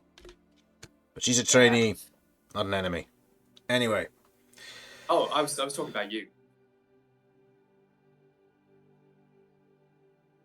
Anyway. Thinks about it for a second. Hey. You're not going to try and kill me, are you? No. I've learned that apparently that's not a good way to keep yourself in the good graces of your friends, so I'm trying to be better. But maybe on an off day, I might try. But for now, you're safe. Sorry, something stuck in my throat.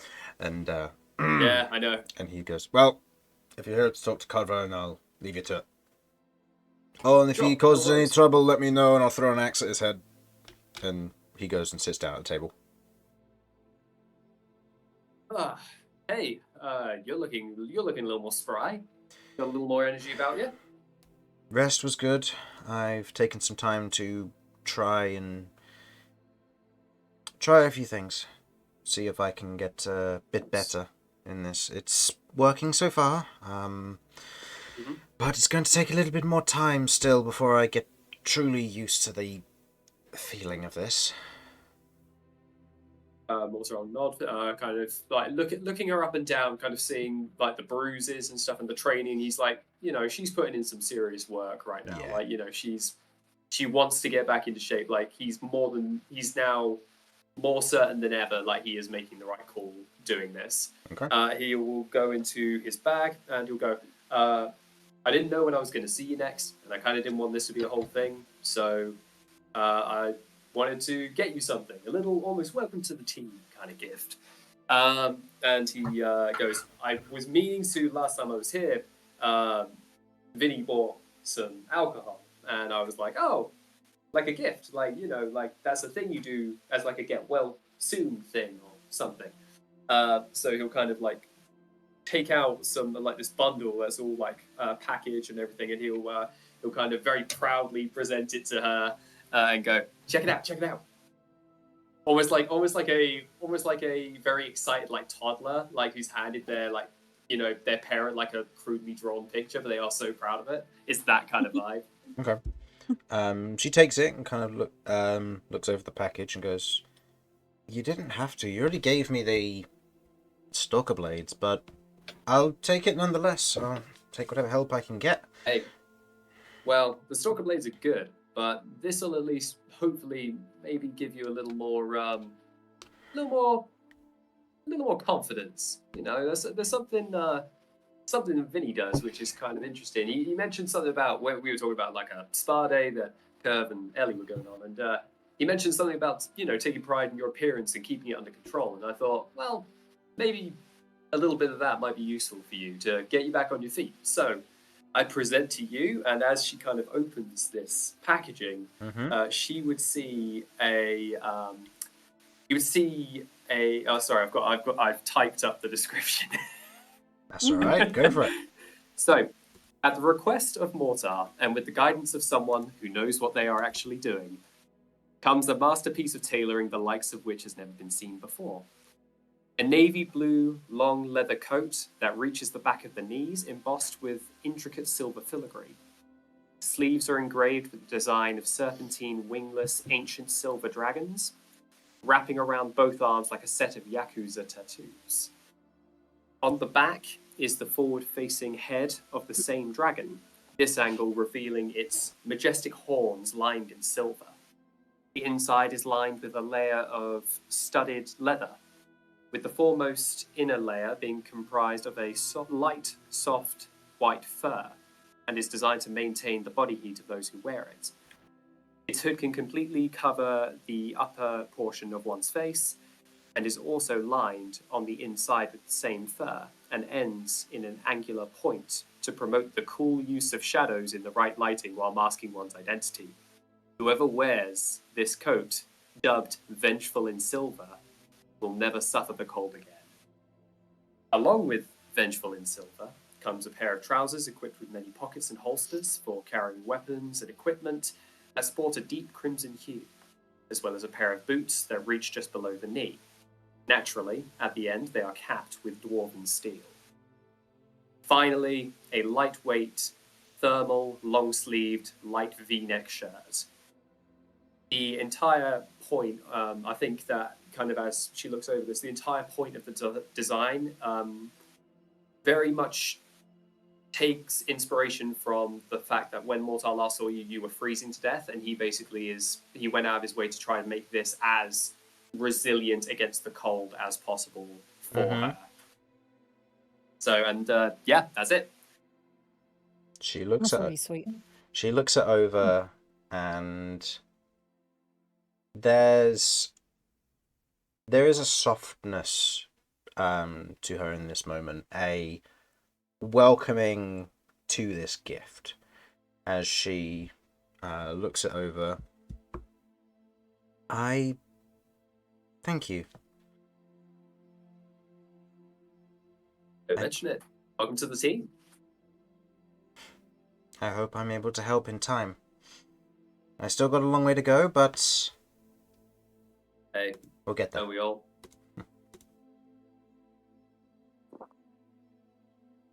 Well, I look forward to seeing you when you get back. Carvern, the Vengeful in Silver, I'll leave you to continue your training. Kick his ass for me, would you? Remember, go for the balls. She kind of snorts at that and kind of takes the clothes, kind of puts the jacket on over the top. There's a little bit of wincing as she does so. Kind of there is still that soreness to it, but she kind of puts it on over the top, despite there is an underlayer which she could put on, as she kind of holds it and just kind of feels the general length of it, and it is a good fit. Mortar kind of quietly celebrates as he's like, yes, the measurements were right. Okay. And you go about the rest he of the will day? make his way home. Okay. In the meantime, while Mortar was out shopping, is there anything anyone... Well, I guess who would be the next person to wake up? I feel like Romulus is usually a pretty early riser. Okay. Yeah, so's Ellie, because she normally does her spells and stuff before everyone gets up. Okay. So, the two of you wake up. Ellie, you're in the Magnificent Mansion. Romulus, you're in your room. As you wake, you otherwise leave your rooms respectively at roughly the same time. I'll say, Romulus, you're first because you've got... because you're kind of closer to the outside. You haven't got dinner straight away. Well, not dinner. Breakfast straight away as you leave your front room. Fair enough. I think the first thing I decide to do as Romulus is to begin. Honestly, I think it's going to be cooking. Yeah. Okay. I think what it all boils down to is Romulus hasn't actually had much of a chance to de-stress. And after the court being over, he now needs to just sort of chill for a bit. So I think Romulus is going to try and locate the kitchen and start cooking. Okay. There is a kitchen here in the courthouse, and it doesn't take you long to find it. You see there are a few other early woken up dwarves who are kind of cooking, and as you you're otherwise in there before them. As you've kind of set yourself up, you've begun cooking. One of them walks in and just goes, "Oh, that smells delicious. What is it?" Well, I'm making use of some of the root vegetables to make some proper dwarven ale. I'm cooking it up and reducing them in it to make a pie filling. And I'm using some of this flour and some butter that I found around to begin creating a pastry, and I'm going to be creating a spiced root vegetable and ale pies. I don't know if they have any just like meat going, but I feel like They have butter plenty. and salt and thing. If I'm able to make use of it rather than just making use of, They'll be fine. Yeah, they're fine then- with using it. Excellent. I'm adding in some leeks, some onions, some garlic. We're making this fancier, and I feel Celebratory like breakfast. Goat is the complementary like- meat that you get here. I feel that goat works just fine. I'm going to be cooking the meat very low and slow for a bit, like at least 2 hours. That's the minimum, absolute minimum I can get away with. Okay. Or either that or make use of dwarven pressure cooker. That might work as well, but either way, Yeah. it ends up being sort of very, very soft and tender, and it just sort of like flakes apart, like all the connective tissue has melted into it. So it just absolutely falls to pieces. That wonderful, wonderful tender way that slow cooked meat does. Nice. And that all gets mixed up together, and here Romulus essentially makes a rough short crust pastry, and sort of like wraps them up into little pies, or it would perhaps be more accurate to refer to them as bakes, because they are not necessarily traditional pie shape, but certainly something approaching it. And when he eventually pulls them out of the oven and breaks one open, I do think that there are at least a couple people that are like, oh. Yeah. There's a point where, as you're kind of working and you're in the zone, you do kind of hear one of the dwarves just kind of go, "Who's the new hire? Why is he here?" As they kind of go, "No, he was just in here. I believe he was one of the ones for the courts, the one that they've been holding the big court for." And they're like, "Oh, cool. So he's making breakfast for all of them?" And he's like, "No, they're making breakfast themselves." It's like, "Cool, that's worked for us." And as you kind of break open one of them to test it, there is almost a unanimous "oh" that goes throughout the kitchen. I will. I think Romulus very much went a bit overboard, so there are definitely some left over, and he's just like, if anyone wants any, Michael Dibs. Yeah. And one of the dwarves rushes over, takes it, and then is like, "No fair, you got to share that." There's like way too many. This is like old man dad just being stressed out and getting it out through a hobby of some description. Like, this is old man makes 100 ships in a bottle type energy, you know? Yeah. Anyway, and then I take the rest up to our fellows. Okay. You take them up to the rest of your crew. Kat, would you have left by this time? Actually, Yeah. Okay. Kirv, would you have left by this time? Keep in mind that it Nah. was cooking for 2 hours, so it's slow cooking for 2 hours. So Actually, Damn my consistency to real life. actually, I don't know if I'd have left because I'm going to be waiting for Beau. oh, that's We're both true. going to the same place, so So Yeah. you know what? I'll say that for the purpose of this, instead of it being slow cooked, we'll say that it was industrial dwarven pressure cooker that managed to do it in 5 minutes for you, and to the same effect. Fuck. Um, Oh, if only. if only. Imagine. That'd be great. Oh. Slow cook something in 2 hours? Incorrect. Pressure cook it with this dwarven pressure cooker in 5 minutes.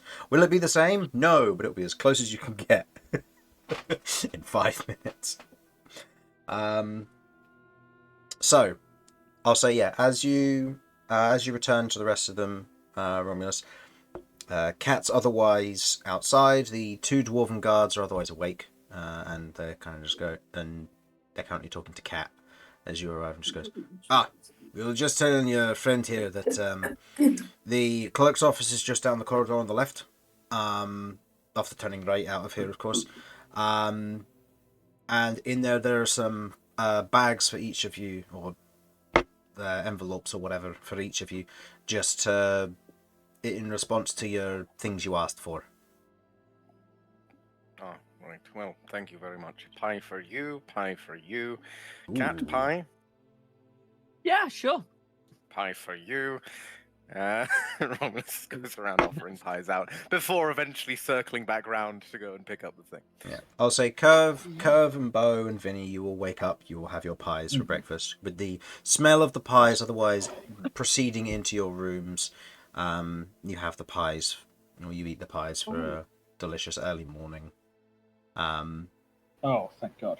I drunk way too much last night. Yeah. Oh yeah, speaking of which, I would like everybody who partied, with the exception of Cat, to go ahead and roll me a Constitution saving throw. Except for Beau, because we always know that. Yeah, that there it is. we I've already got know. pretty good comms. I'll just roll just to see what I would get. Yeah, right. Go. Hey, also if he doesn't drink. I would have been a 12. And but it was. I'll say that you are more drunk than usual. It's going to take a little bit to weigh off of it. It is dwarven strong stuff. So, and you. Okay, I'm not used to it. Yeah, you're not your metabolism's not used to it. But it's something that you'll walk off through the day. The pie will help. Yeah. And Kirv, did you roll with advantage? Oh, yes. I was just looking to make sure that is something I have. Yep. Yes. Vinny, what did you get? 21. 21. Okay. You have partied with dwarves before, and you know your limits. You are fine the next morning. And Kirv? That's a 16. 16. You thanks to the belt, can I see that natural one? Thanks to the belt, you feel like you're able to stagger off the effects better than most this morning.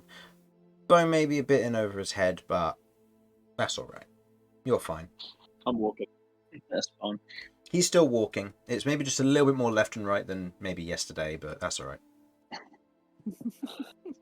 Going 2 left than a right. Yep. It goes to the look. It's all right. Yep. So, Romulus, were you grabbing the thing were just yours, or were you grabbing everybody's? Oh, I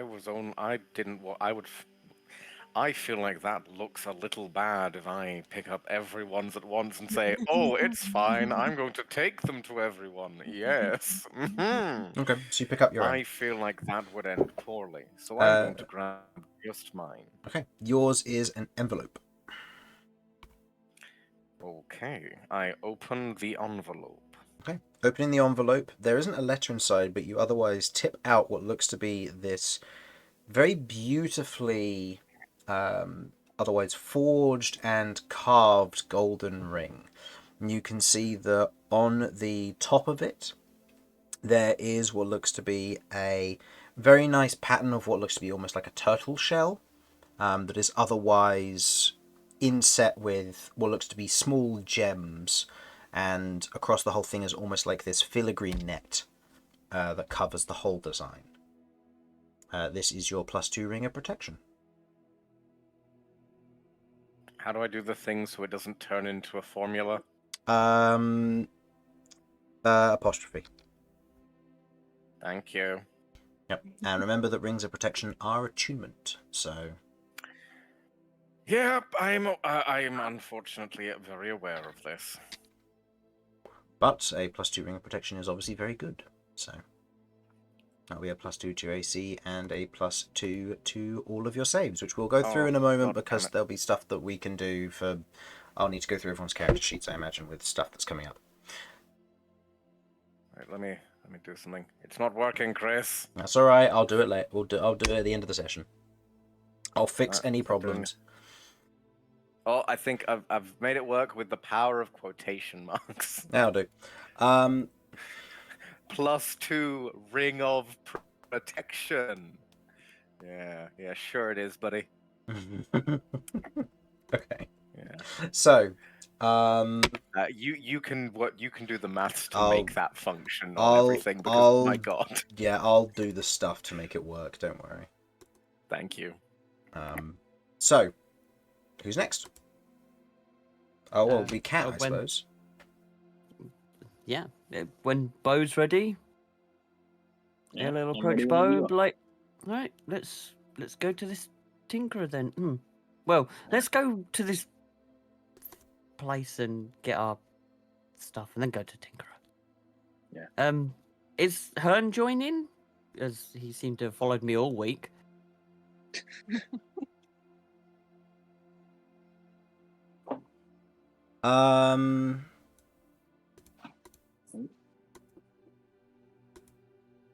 Why is that not working? What on earth? Hearn.exe is broken down, so I guess. Oh, I guess it's the apostrophe. Interesting. Huh.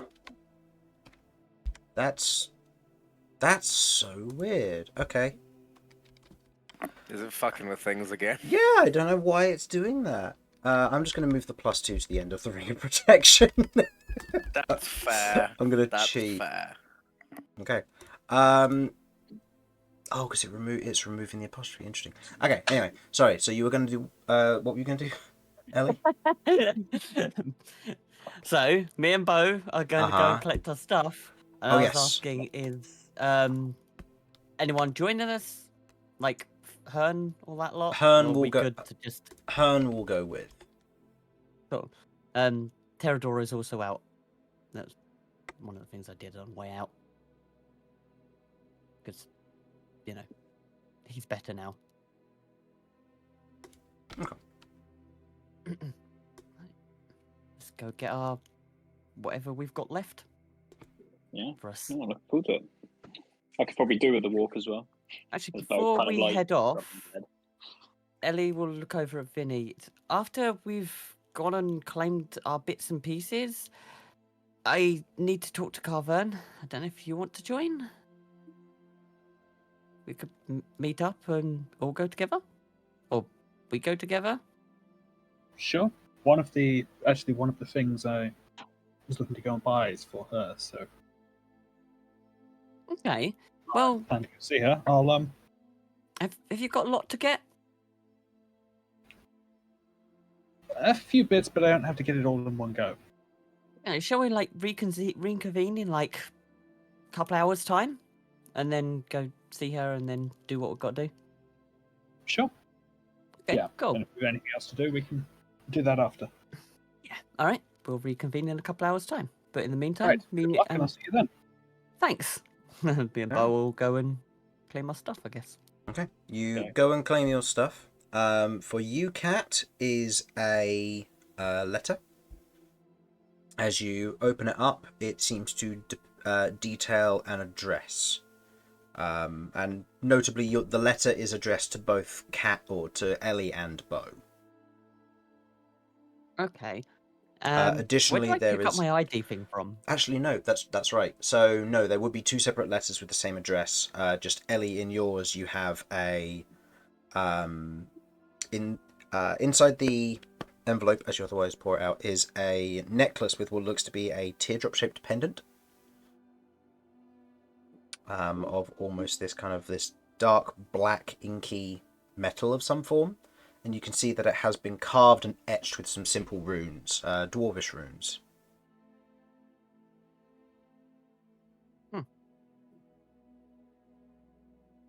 Oh. What's it do? You otherwise have a look at it. I'll say, having a look over it, this is going to be a form of identification. This is more specifically what's known as a king's seal. So with this, you are able to get into most locations without further issue, and should authorities arrest you for one reason or another, you can usually just show this and they'll get in contact with the kings, or the Dwarven kings, to deal with situations. So this is basically your get out of jail free card in most cases, but if you actually go to jail, some of them will just ignore you. Yeah, it's valid. Like, this isn't going to be a, oh yeah, you're exempt from murdering Benoit Bonk because he betrayed you. It's a... He would never. No, he would never. Oh. Of course not. Just like Hurricane, he never would. And... We should commit crimes.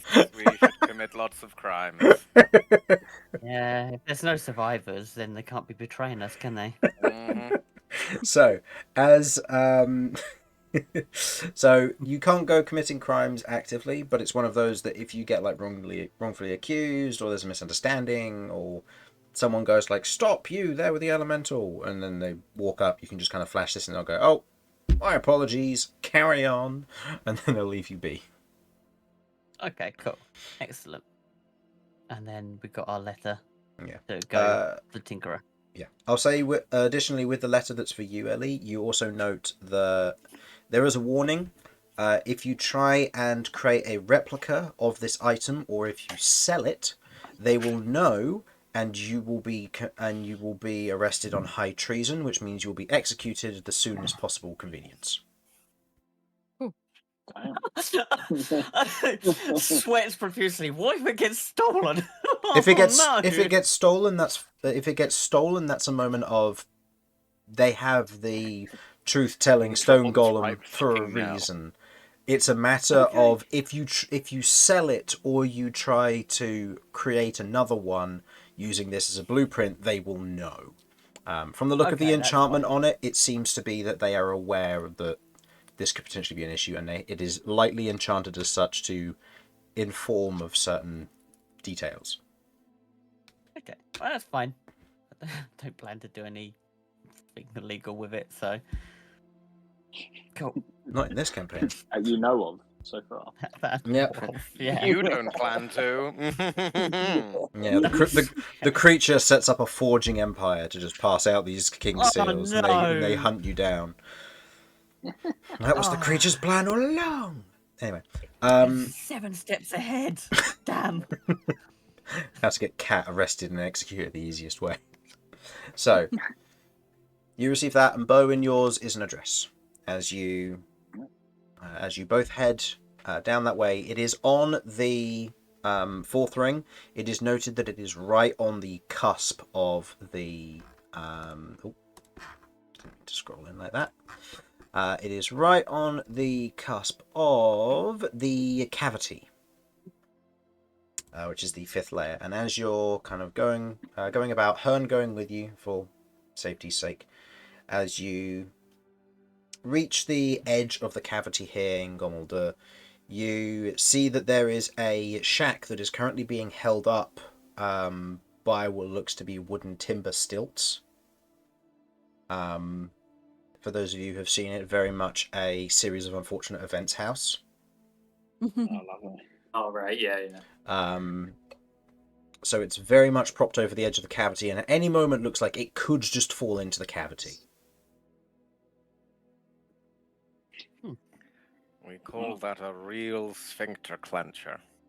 Well, you're not there. My favourite person. Romulus's voice echoes in your head, Kat. You're going insane once again. Not again. So, this is the address. Okay. Well, Okay, I turn to you and I go, ladies first. thanks. Well, I guess if it survives me walking on it, then everyone will be fine. And then Ket goes up to it. And he goes up to it. Gosh, I'm still trying to get used to this myself. Right. It's alright. I approach. Okay. And You knock on the approach. door. You knock on the door. There's the sound of shuffling from inside before the door is just pulled open, and you see standing there before you is a kooky and frazzled long-haired dwarf with what looks to be dark stony skin that seems to be cracked around the eyes, forming what looks to be almost deep wrinkles across his face. Grey hair that is mostly unkempt and overgrown. You can see there are sections where old soup has gotten dried and stuck in it. You can see bits where it has attempted to be combed but not very well, and the comb has obviously broken, as you can see a few bits of kind of wooden teeth stuck in the hair itself.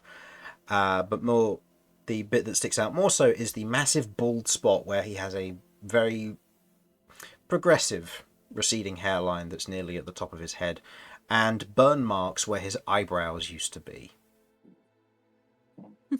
Let's just experimenting then. What do you want? We've been recommended to you by the kings for items. Oh, he told me you were coming. I would say come in, but it might be a bit dangerous for you. Yeah. But me? Looks like I'll go in then. No. It'd be dangerous for more than one person to be in this building at a time. I'll lead you to my workshop. This is just me house. Right, give me a moat. And he waddles back in, gets changed out of... you didn't notice it before, but as he turns around, you note that he was wearing just, like, pajama bottoms. But because his hair was so unkempt, you didn't realise he wasn't wearing a shirt. My days. Okay, I cannot stress this enough. I am getting off of his porch and onto solid ground. Yeah, that's fair. Yeah. Uh, Yeah, sounds good. You hear the sound of movement, and you see the building kind of lightly sway with a little bit of creak of wood before he kind of opens the door and leaves. And you can see he's got like a satchel over his shoulder. He's got a pair of like massive goggles on the top of his forehead, and just goes, "Right, let's go." And he goes to the building opposite his house and opens the door. So literally just there. As he, I want to look structurally. How does this building look? This is underground. It's built into the stone. Okay, cool. A lot more skill. Yeah. As he heads in, he otherwise snaps a finger, and you watch as a number of kind of these glass-cased lanterns that kind of hang from the ceiling just alight with sudden flame. As he kind of wanders in. Right, so, what was the orders that you were after in particular? I have them here somewhere, and I thought about it. Something that plays music? Oh, yes, my newest invention. He wanders over and he rummages through what looks to be a kind of this crate box of some form before pulling out what looks to be... hold on, I need to scroll to his description. Scroll up. As he pulls out what looks to be a set of smooth kind of marble stone headphones with what looks to be kind of a soft cushion on the interior which will go over the ears, along with what looks to be a chiseled spiral fashion and almost these cat ears on the headphones themselves. This is the Autobard. It will inspire you to be better at pretty much anything, really. Here, put them on. See if they fit. Okay, I'll just like pick them up, put them on my head. You put them on. They fit very nicely. Yeah. And roll me a d6. A d6. Nope. We got two up in here. Okay. Some very soft, kind of light dance music begins to play through and is very mellow. Very nice, and just generally quite welcoming. As it just begins to play magic music for you. I Oh, approve. fuck it, a nerd, they're playing magic. Somewhere in another campaign, a beholder twitches, and will now dream of Romulus's death. Yes, Harlan, I am playing a beholder bard who plays Magic the Gathering. I wish I could say I was shocked. That's fair. So that seems to fit you quite alright. Enjoy, I guess. Yeah. And what were you after? A grapple gun. Yes. It's not quite standard issue, but I'm sure you'll make do. As he goes over and kind of pulls open another one of the drawers, kind of rummages through it for a moment before pulling out what looks to be a rather interesting looking device. I've sent you the description. It is a simple, yet visually overly complex gun. You see that there is a wrapping of steel cord that otherwise rests within a spool that is attached to the bottom of the gun itself. It's light enough that you can hold it in one hand, but it's cumbersome enough that your aim against a person isn't necessarily going to be on point. The description of what the gun does is detailed below, but know that you do not have to roll to attack when you are firing at flat surfaces, only if you're firing at a creature. Oh, damn. Damn. Yeah. Oh, and for note, because this counts, this doesn't count as you using your movement. It doesn't provoke opportunity attacks. Oh, okay. Wow. A spider bow. Yeah. Yeah, Beau kind of like admires it. He goes, hey, you've done good work on it. Thanks. Right, if that's everything, I've already been sent the gold for these, and I've scrounged together what I could in the short period of time I was given. Time for me to go to bed. Well, good night. And he otherwise shoos the two of you out of his shop before he kind of closes, locks the door, goes back across the road, and goes to bed. The house falls down. No, that's a 13 on integrity. It's fine. Oh, Oh my word. good lord. Half of me is tempted God. just to, like, stone Yeah. shape, create a ledge underneath and go. If you want it, Yeah. you can. Beau, you can see I Beau need just to make staring it. at it. See Beau just staring at the house, and in his head he's like just really tempted to just stick a toe in the doorway, just to see. Fires the grapple gun to see if he can hang off if the whole house comes down. Oh, no. Oh no. God. But you can if you want. Just so you know, this is every day I get to roll a d100. If I roll a 000, he dies because his house collapses with him in it. Oh, my days. You know what? I really do need the spell points because we're possibly going into dungeon. But Yeah, that's fair. Okay. Ellie can't literally think I am going to. I'm going to create two diagonal sort of pillars to come up to try and support the underside of the house. Okay. The house stops swaying. And it's fine. You'll probably get another long rest before you go on your adventure. Okay. Go ahead and I roll will wild tell magic, Ellie, though. See if you set his house on fire. No, no, no! Take it back. You said you were doing Say you're two. sorry. No. Oh, Make me 2 rolls. darn it. Stone shape is what... Sorry, what was Steve saying? That's right. That's right. Let this happen. I can say after this. So I want to see if the house goes on fire. To be fair. Whoa. Oh, one of them goes off. Go ahead and roll. Let's see if you self-cast Fireball. Oh, 36. No, we're good. 36. Oh, roll me a d6. What does that mean? Say no. I don't want Wait, to. hold on. This is a 3rd level, Chris. correct? Yes. Hang on. I desperately want this to be one particular one. Okay. A stone. No, it's 4th. It's 4th. Okay. So stone shape is 4th. Okay, noted. Up or down? Up. Okay, you are now 16 years old as you gain 2 years of age. Oh, Oh, oh. cool. Puberty hits you like a truck. Yeah, puberty hits you like a truck. Time for, I don't know, young, late teens Ellie.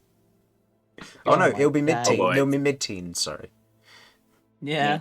mid-teens Oh, Ellie. Of course we can drink now. As you are now, as you're now 16 years old. Saving people is literally taking years off of my life. Yeah. You could have gone down in years.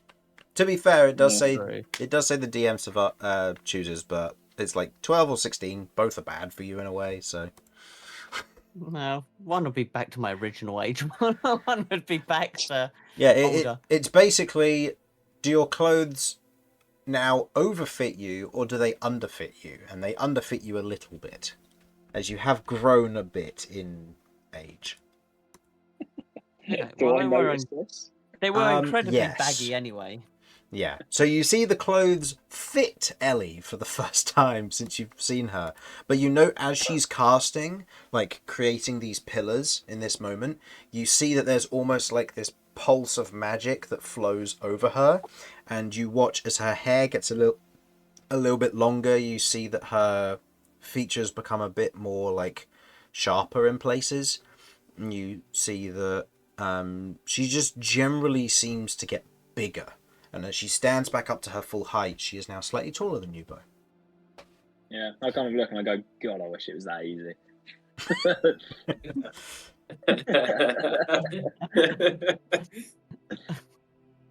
Right, mood. Okay. God. Good job, Kat. Um, You're now 16 years old. yeah. And only immune to alcohol for 21 days. Sorry, Beau. Oh, go ahead. perfect. Yeah, Beau asked Ellie, obviously, I heard you had some plans with Vinny to go meet up with someone. Do you want me to tag along or? I can do. I mean, probably be good to introduce them because I don't think you've met them. Carfern, the person that we rescued.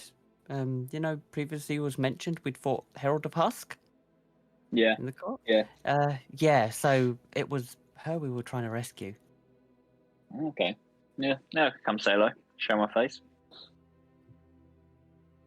But yeah, 100% you can join. Well, I mean, I asked Vinny obviously, but I can't see him saying no. Yeah. Especially if we're all gonna, be spending time together.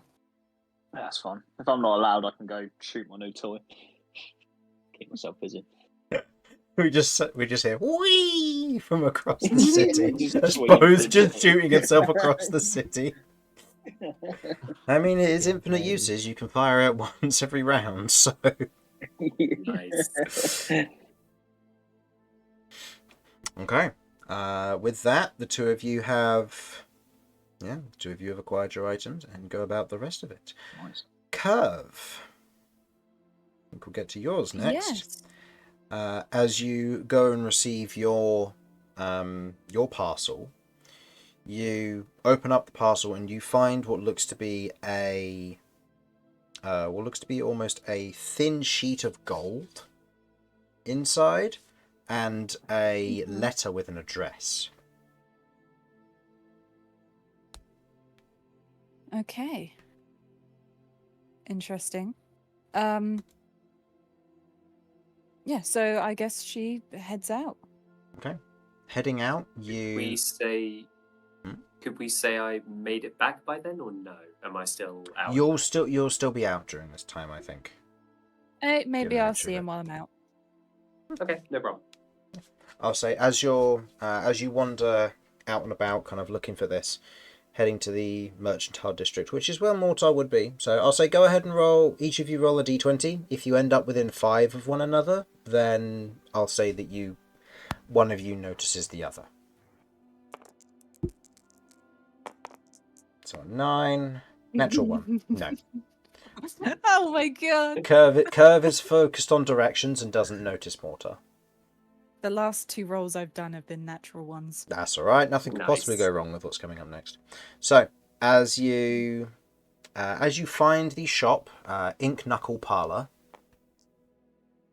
you see what looks to be... The shop itself is otherwise marked as a tattoo parlor, with what looks to be a sign that hangs over the top of it, a single wooden door standing as its main entrance into and out of said shop. You enter? Yep. Okay. Enter. Heading in, you can see the interior is decorated with only a single slanted chair, and what looks to be a number of aprons that line the furthest wall opposite the door. Next to the chair, you see what looks to be a large wooden device with a kind of this metal pen and a thin tube that is attached to it, with a funnel atop the device itself. The chamber otherwise smelling almost chemically clean, as a individual comes out from the kind of what looks to be almost like a back curtain of this, seemingly cleaning their hands, and they kind of walk out and go, "Welcome. Name's Gunther. You must be Kirv. I've been expecting you." He stretches, and you can see that he is a short, kind of a very dark-skinned, bald-headed dwarf of or a deep dwarf, sorry.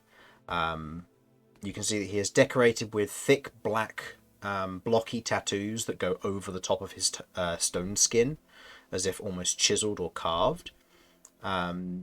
Yet he otherwise has a very clean but relatively short dark grey beard. Please take a seat. I've got this gold sheet in this envelope as well. Yep. Is that relevant? He takes that and he kind of twists it into a roll and just kind of pops it in the top of the funnel. That will be giving you the relevant attunement for what's to come. They said it would be, from general nature, that you are receiving a enchantment of some form to help your own base powers.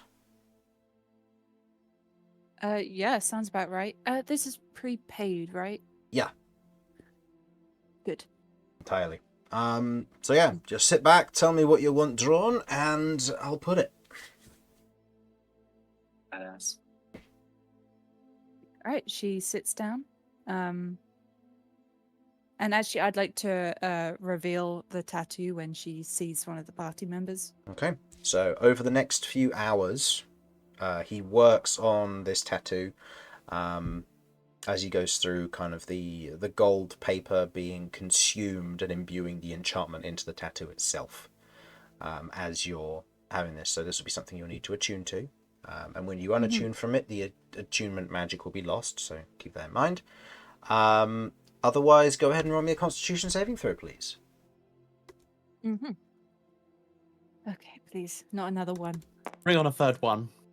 16. Hey! It was okay, close. That's not too bad. Mhm. That is a dirty 20. Okay. You do not pass out from the pain. That's good. Okay.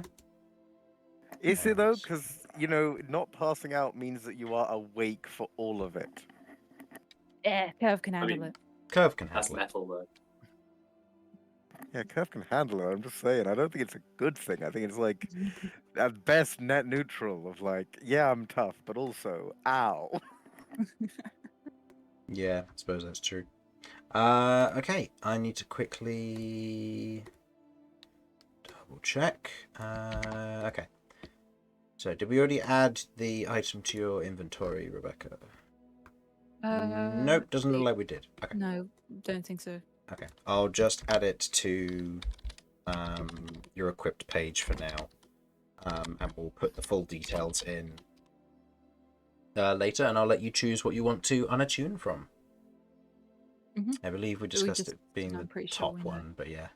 Yeah. Okay, so you then return back to the rest of the party. The last person to go out and Well- about is... Oh, Sorry, she wants to pick up a couple supplies, if that's all right. okay, what would you like to pick up? Just some healing potions and some rations. Okay, healing potions are 50 gold per. Yep. And rations are 1 gold per, I believe. Okay, can I get 3 Or, no, healing they're potions? 5 silver per, sorry. 3 healing potions, that should be fine. And rations 10. Yeah, that's fine. Okay, so that will cost you Sorry, 5 how much gold. is that?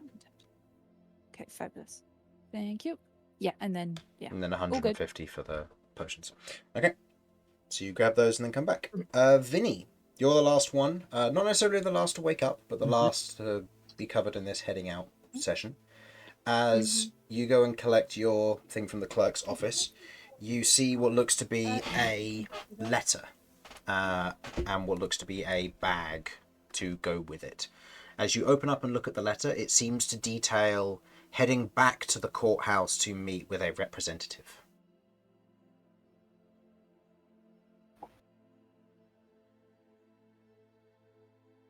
Okay.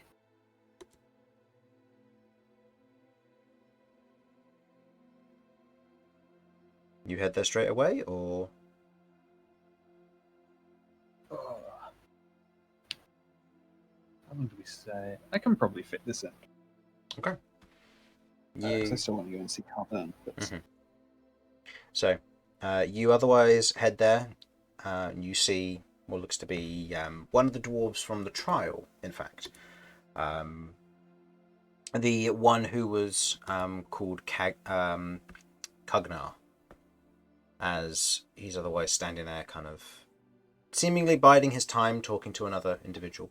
As you show up, he kind of turns and goes, Vinny, we've had a look at the metal and we believe it is definitely worth a trade. We're going to see if we can try and decipher how to make more of it going forward, and the agreement will stand. I've spoken with a few other individuals and they are willing to invest in such a worthy exchange, and we have some details accordingly. We would require your presence for some time, and we are aware that you are going to be heading off with your friends at some point soon for whatever the next leg of your adventure is. It will take no more than 6 hours, so whenever you are free, let us know and we'll arrange to speak, and we'll arrange to go where we need to. We've already conferred with one other individual, and we'll be going there by teleportation circle.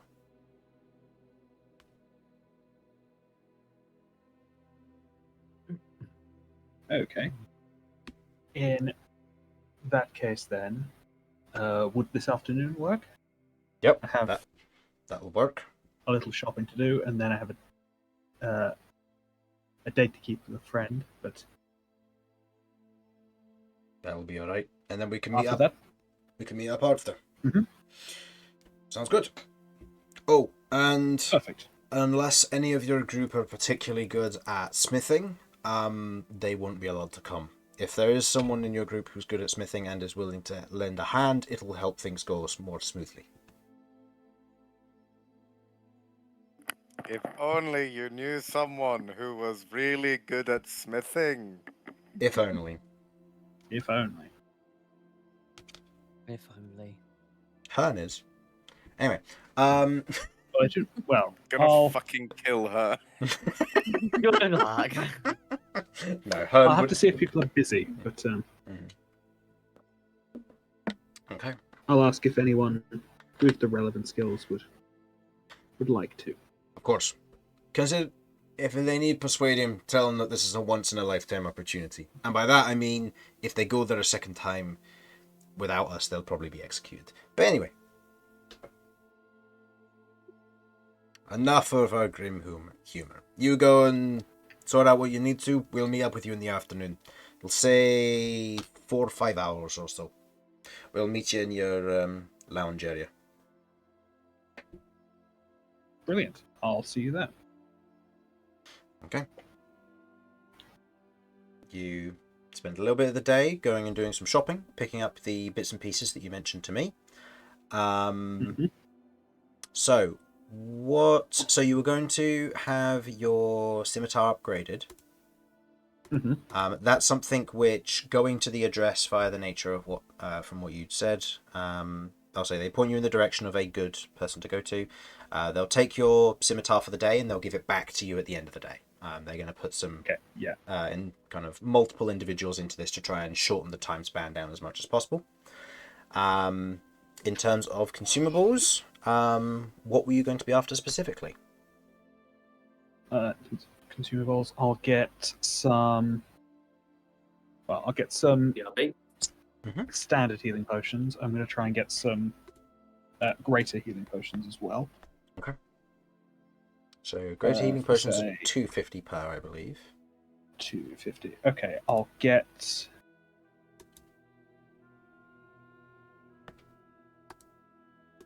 Yeah, I'll get 3 of those, and I'll get 5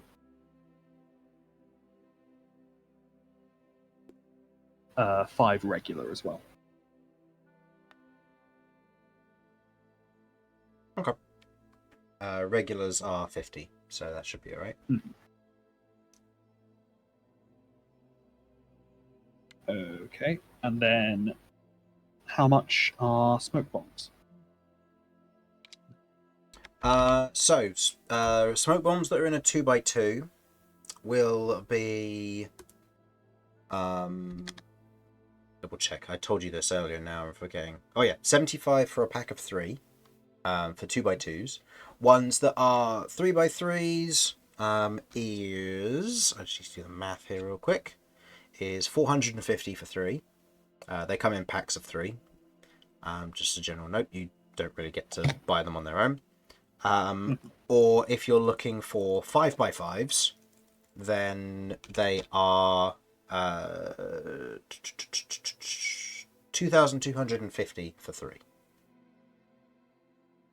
Each of them linger as long as need be. The larger the area, the heavier the gas as well, so it takes more wind to move it out of the way. Otherwise, the smoke lasts a minute. So for reference, on a regular day, you can use the 3x3 and the 4x4 outside without it being dispersed. On a windy day, you can only use the 4x4 without it being easily dispersed. And on a heavy wind or stormy day, you can't use any of them. Okay. Okay, that's fine. I want to get 2 packs of 3x3s then. Okay. So that was... Where does brain no work now? It's already forgotten what it said. 450. Yes, 450.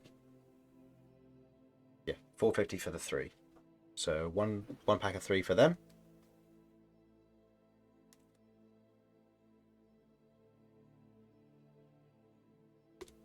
Okay, was that the only ones that you wanted for those ones? Yeah, I've got 2 packs of primitives. I'll get, you know what? I'll get 2 of the smaller ones as well, 2x2s. 2 of the 2x2s? Okay.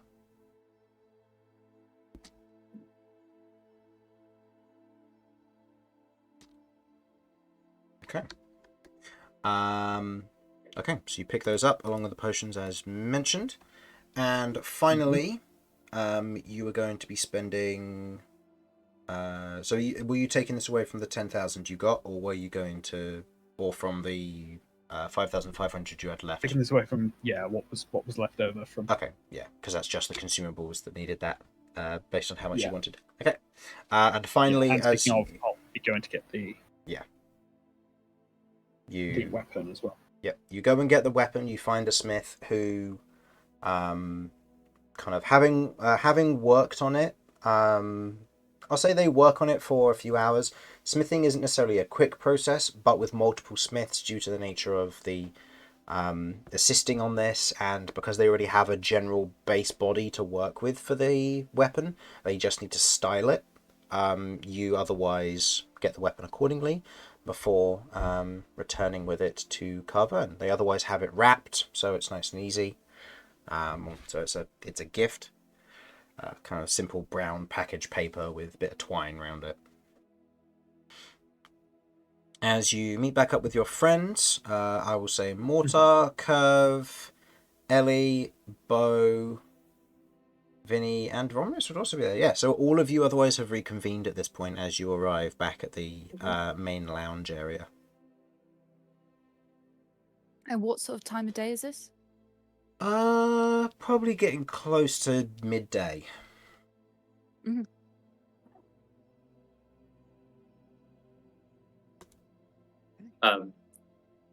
Mortar will try to surreptitiously walk into the area as quietly as possible, trying to evade notice and make his way upstairs with his bag of stuff. Okay, make me a stealth, if you please. I do, please. I please very much. Do I just get my usual or not the crazy stuff? This will just be the usual, yeah. Boom. Okay, cool. Oh, 13. Does anybody have passive perception higher than 13? Oh, Or- no. I think I do. Or I rather, have does at least- anybody not? Have what, sorry? Does No, anybody have I lower do. than 13 passive perception? Oh, Give us no. a sec. Sorry, where is that again? Core. Core page. 15. Yeah, 14. 12. 12. So, Kirv, you do not notice Mortar returning as he sneaks up the stairs. Everybody kind of turns their head to look as Mortar is trying to sneak up the stairs. And, Kirv, you're being bothered by Filch and Eugene. 17, so yeah. Also, I was just saying under his breath, I'm a shadow in the night. And then he gets spotted by everybody. I have mastered the art of turning invisible by standing perfectly still.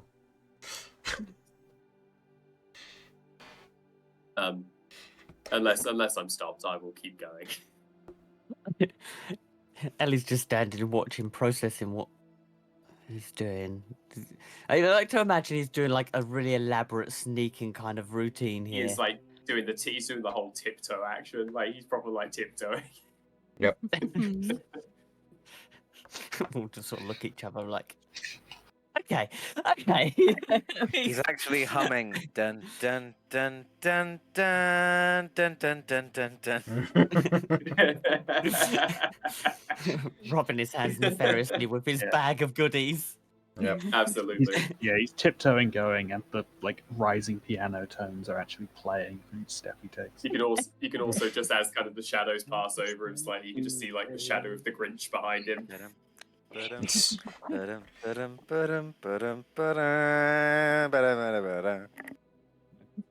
Beau will turn to Vinny and Kirv after their conversation last night. He'll be like, "Is this normal for him?" You're not saying this quietly either. He's just like, "Is this normal for him?" Normal for whom? No, this is new. I'll say at this point, Kirv, you look over and you can see Mortar attempting to sneak away with a big bag of goodies. There's a big old bag over my back.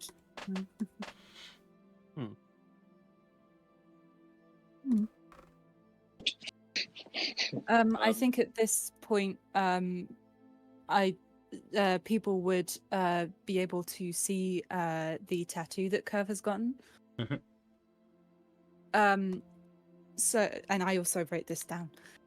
You see a tattoo depicting glistening golden blood, the streams weaving and pouring down Kirv's right arm.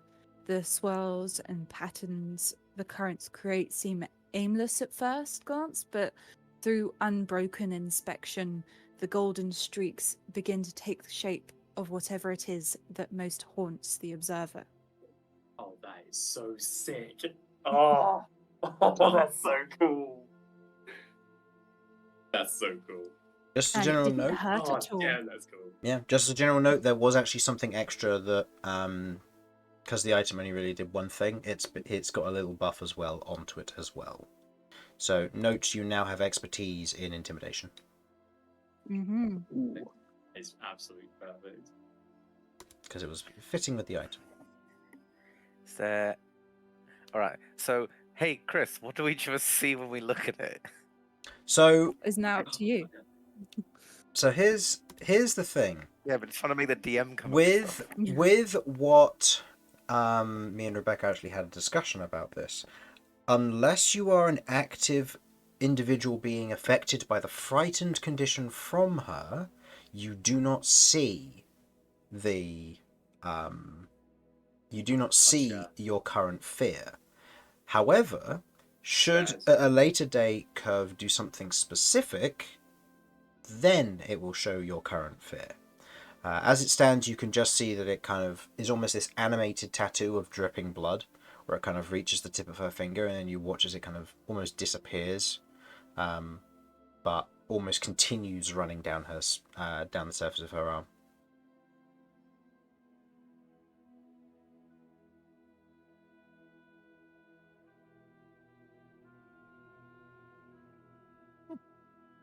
Nice. Nice. Right, so It's you badass. got a cool tattoo, and I got a ring. No, I'm very happy with my ring, just to be very clear. You did make sure to get it sized properly, right? Oh yes, it fits like a glove, which is actually quite unfortunate for a ring, given that it's only Yeah. supposed to go over the one finger. I was going to say, how many rings did you get? Man's just blinged out right now. Turns out they're brass knucks. It's like, oh He's still damn. wearing- Plus also still 2 wearing brass one nuts of garter. protection. Yeah. Oh, plus 2 garter of protection? That'd have been so much better. Yeah. You know... Oh no, fuck! You know what it is? It's a nose ring. Oh Oh god. man. I mean, it could have been.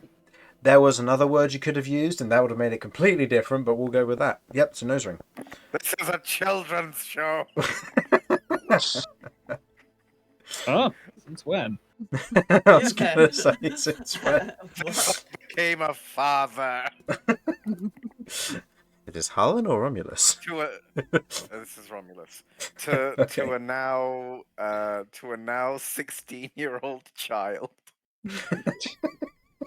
Yeah, I want like, to stress, I do not agree with, like, just because she's physically that age, we should very much be taking into account the mental age here Oh, yeah. for a lot That's of reasons. exactly. By all accounts, it's From, wild magic that's doing this. From upstairs, you hear Mortar kind of like curse loudly to himself, and then and something shatter on the ground. And he goes, "Ah, shit! Romulus, can you come help me with this?" I suppose I'd better go help with that. And Romulus will go up. Nice tattoo, Kirv. And then goes Thank to you. help. Perfect. You would you'd walk into like the Mortar's room door is kind of open a crack, and as you kind of go in, you see the bag is like kind of stuffed in the corner, and you can see in Mortar that there is a broken vase, but Mortar is nowhere near it, and he looks at you and goes, "Oh, good, you came." And he approaches over to you, kind of kicks the shards out of the way, and goes, "Would you mind just closing the door a sec?" He's got something like behind his back, and he looks really excited. It's Finally, a stick of dynamite. Finally, he tries to kill me for real. All right, let's fucking go. Closes the door, brings out stagger. I'm ready. Mortar presents the all too familiar visage of the wooden weapons you made. Everyone's in his hand, Oh. including yours. How the fuck did you get that? Mortar kind of goes, "So, I wanted to say this to you first because you kind of made these.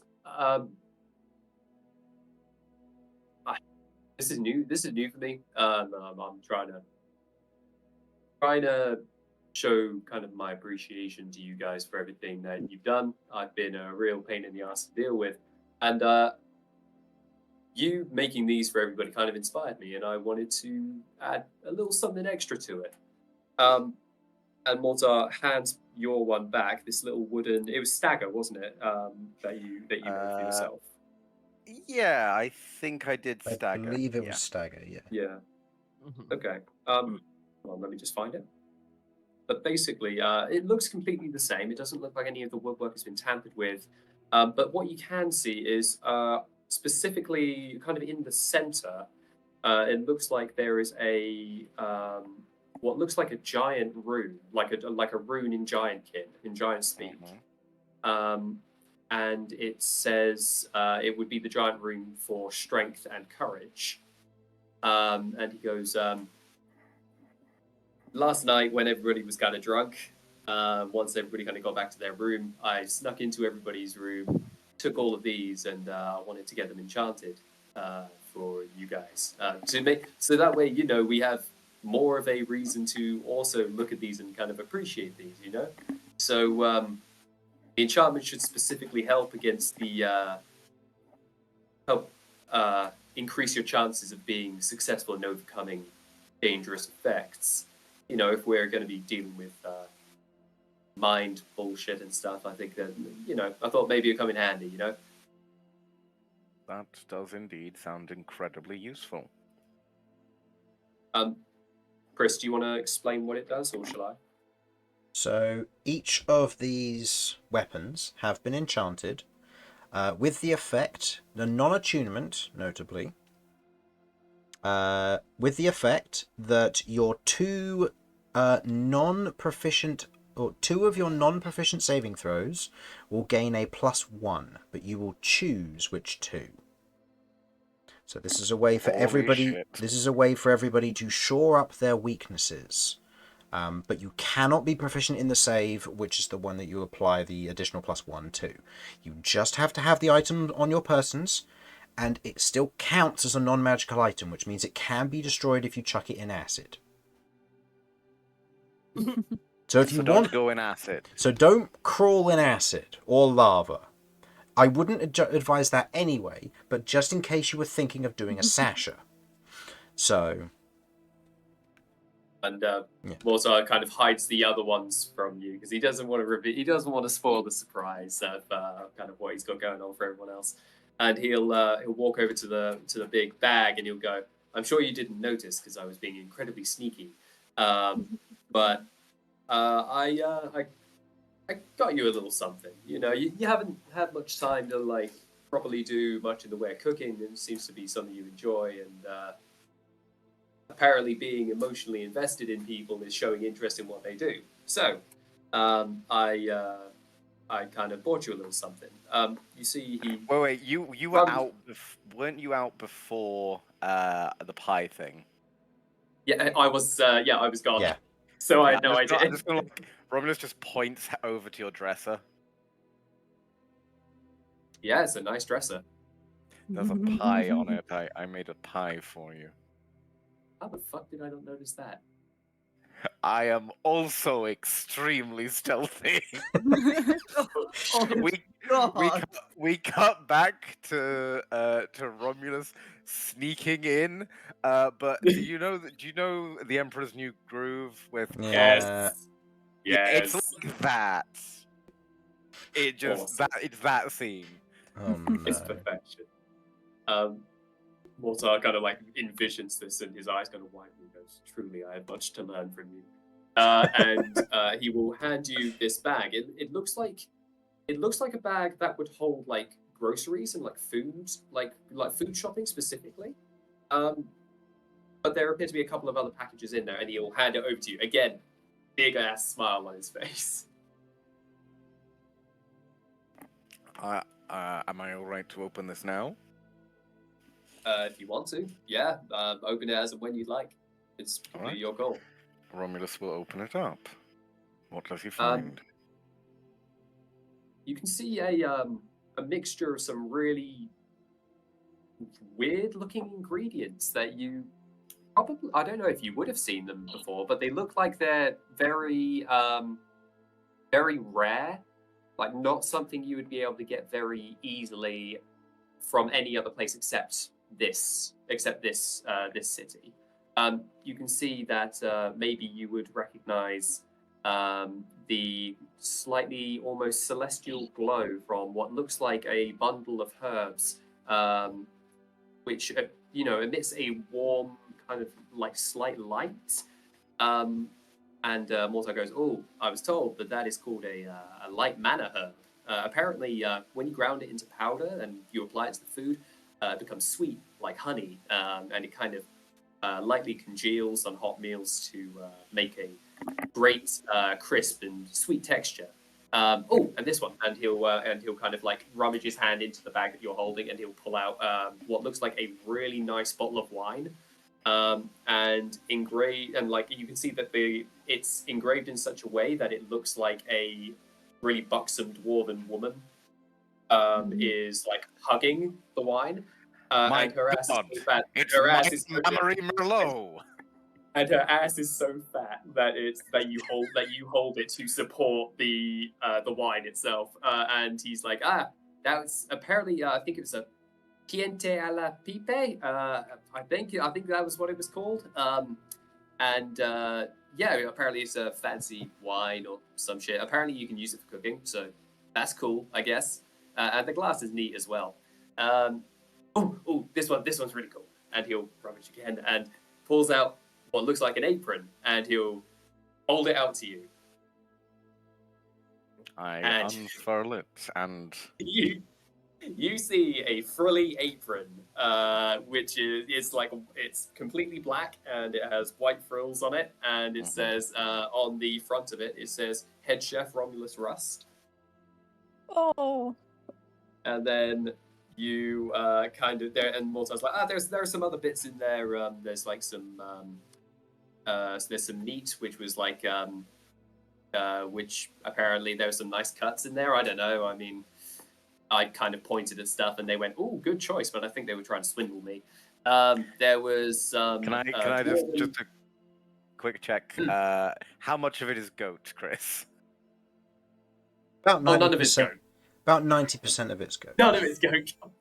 No. Excellent. Oh no. Hey, I like goat. Don't you worry. I like goat. Mortar is then like, there's some deep root vegetables in there, some dwarven specific ones. Apparently they're called super potatoes, and there are some. There's another one. They're called FBTs or nips by the locals, but they're actually referred to in the dwarven tongue as fucking big turnips. Ah, yes. I believe the elves call it Rutabaga rotunda. Indeed. I don't know what you're talking about, but it sounds right. And then finally, food-wise, these are actually apparently kind of a rare thing. I don't know if they are magical or some shit, but basically, these are called Neverwilt greens. It's like a miraculous kind of leafy green, I guess. Seems to maintain a consistent state of perpetual crispiness and refreshing cold moistness. But it's not like, it's almost like it's sweating, but it stays crispy. And you kind of like wave it around a little bit, and you'll see like a bunch of this condensation water kind of go everywhere. But it still keeps coming, and it's and he'll put it back. And then finally he's like, the piece de resistance, or the fantasy equivalent of that phrase. He won't reach into the bag for this one. He'll say, "There's one more thing in there," and he'll kind of gesture for you to grab it. Romulus will do so. The final thing which Mortar has gotten for you is a special piece that he was like, being so kind of big, I can imagine a lot of kitchen equipment doesn't usually kind of operate very well with your size. Like, maybe you're holding it weirdly and stuff. What you pull out is essentially a Minotaur-sized kitchen knife. It's So functionally a short sword. Essentially, and you're able to, and like if you were to like balance it like across your finger, like how they like test, kind of the balance. It is perfectly balanced, dwarven forged, and at the bottom, engraved in fancy calligraphy, is RR at the base of the blade. And that's and then the bag is empty. And Mortar's like, shit, I'm sure I put more stuff in there, but This is delightful. Thank you, Mortar. Romulus is coming in for a hug. Mortar's This is happening. Yeah, Mortar. He's Mortar still just holding kind the of knife and stands then just like picks you up, and it is. You are, first of all, your face right between the pecs. Second of all, You are 100. Your back is breaking a little bit. Mortar's like tapping out as quickly as he can. He's like tapping, like he's like, Oh, right, get off, sorry. get off, get off, get off. Sorry.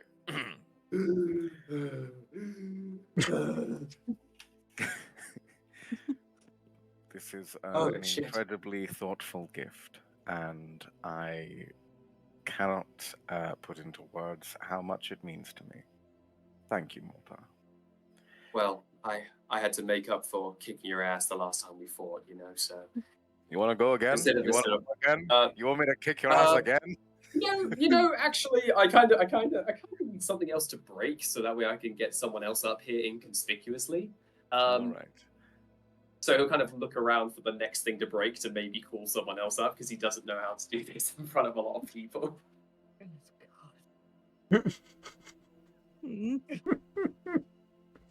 Here, I've got some empty bottles. Oh, Now, you're a legend. I Just was cleaning up covering after his last room night. in glass. Mortar grabs it and throws it against the wall. He goes, "Oh, Romulus, you fucked it up. Get out of my sight.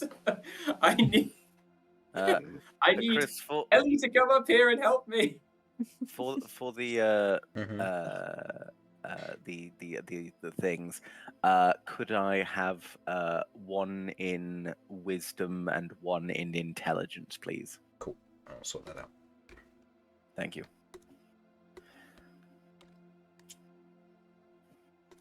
It puts me in a pretty good position all round, I think, other than charisma, which, let's be honest, is never going to improve.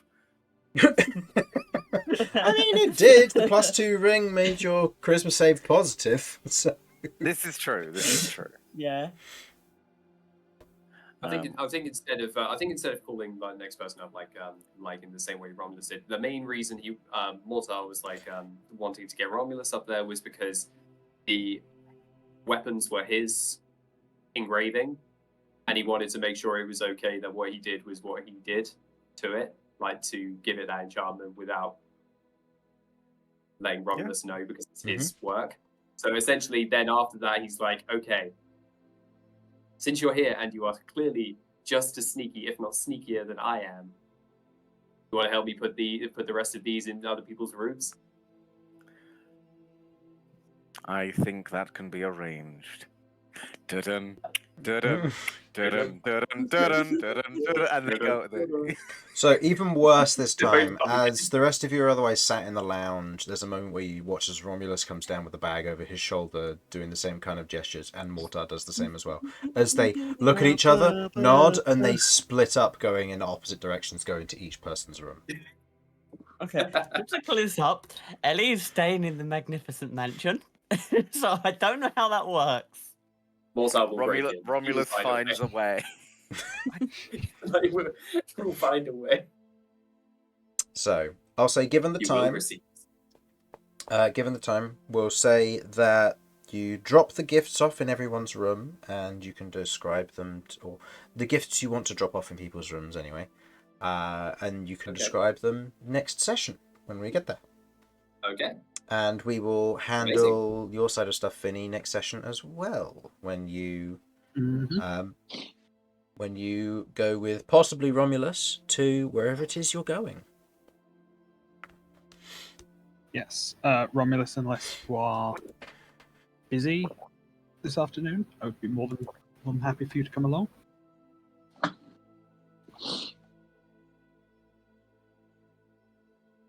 Get pied. Romulus? Apologies. Say again. Oh, it's nothing major, only for what I requested. I'm, I believe, going to get something forged this afternoon. They said anyone who knew about that and wouldn't be a complete liability was welcome to come along. It was described as a once-in-a-lifetime opportunity. I don't really know what that means in this context, though. Well, let me check my schedule. You look at a blank piece of paper. I Stop think stealing I'm my free. paper. No, it's my paper now. Damn it. Get out of my room. I would be honored, Vinny. Shall we go? I shall endeavor to be of assistance. Well, we'll go through that next session. As well, I'll ask: who is there anybody who can't make next session? I should be. I don't know if I've got time. I can't because I am at a gig. Oh, It is also Easter Sunday, so is anybody not going to be able to attend because of that? If that is the case, then it's fine. We can always postpone next week and then come back the week after. I'm there next week. I am then not there On the for the 27th? next 2 weekends after that. Ah. Yeah. Okay. Damn it, the D&D curse is hitting us. Well, Yeah, there you go. if people are okay, we could do the Romulus and Vinny thing now. If people are okay with waiting or with seeing that real quick. I mean, I don't mind. I'm game. Yeah, I'm game. I'm fine. Harlan, Simon, you alright with that? Yeah, I'm happy to do very that now. down. Was that you alright with that, Harlan?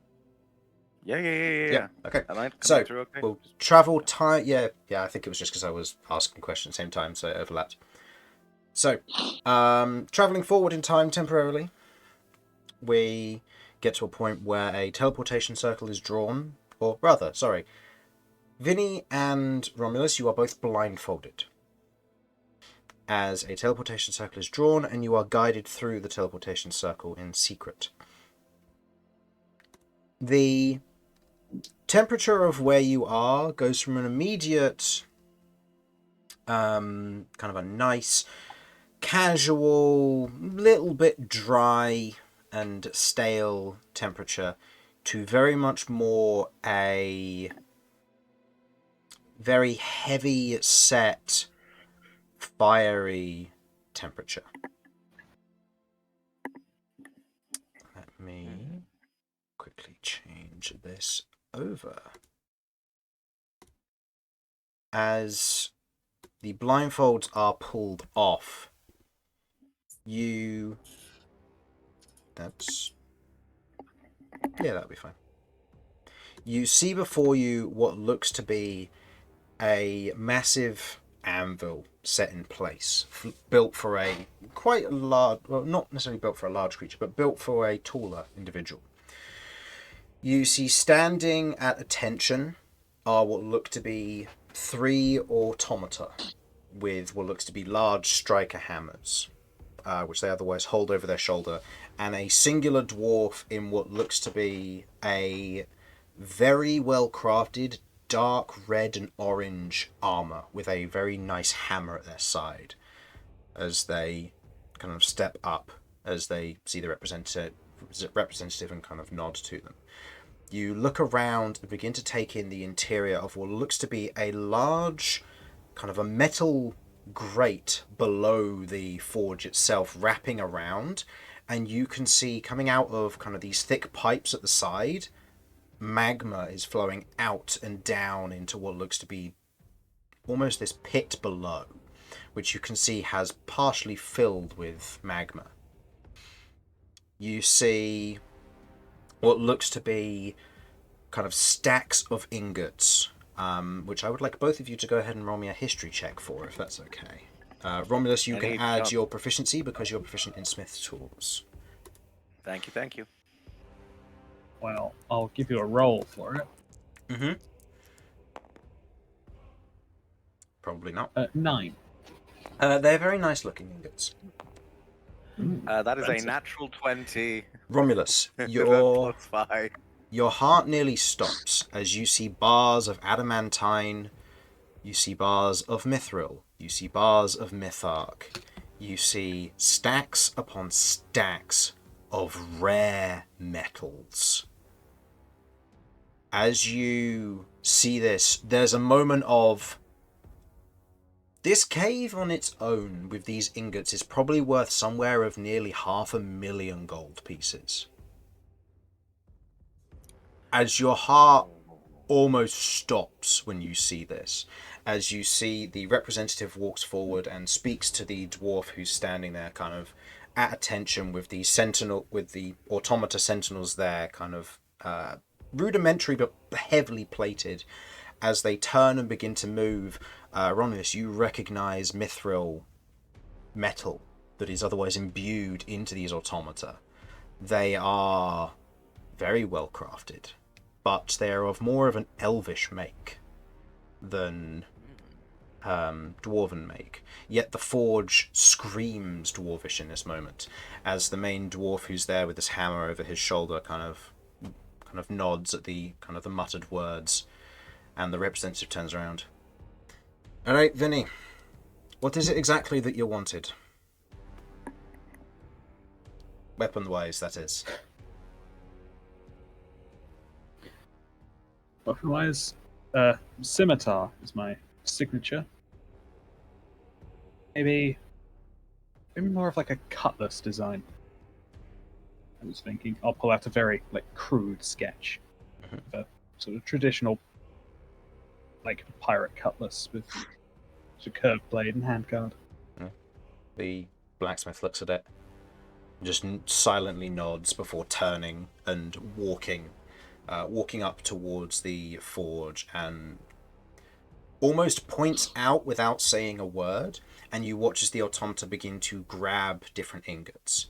You see what looks to be a very bright red ingot is currently being brought to what looks to be a small crucible, and is placed next to it, along with what looks to be a thin sheet of adamantine, and what looks to be a kind of this purpley silvery metal, which for campaign 1 individuals would recognize as Mysterium.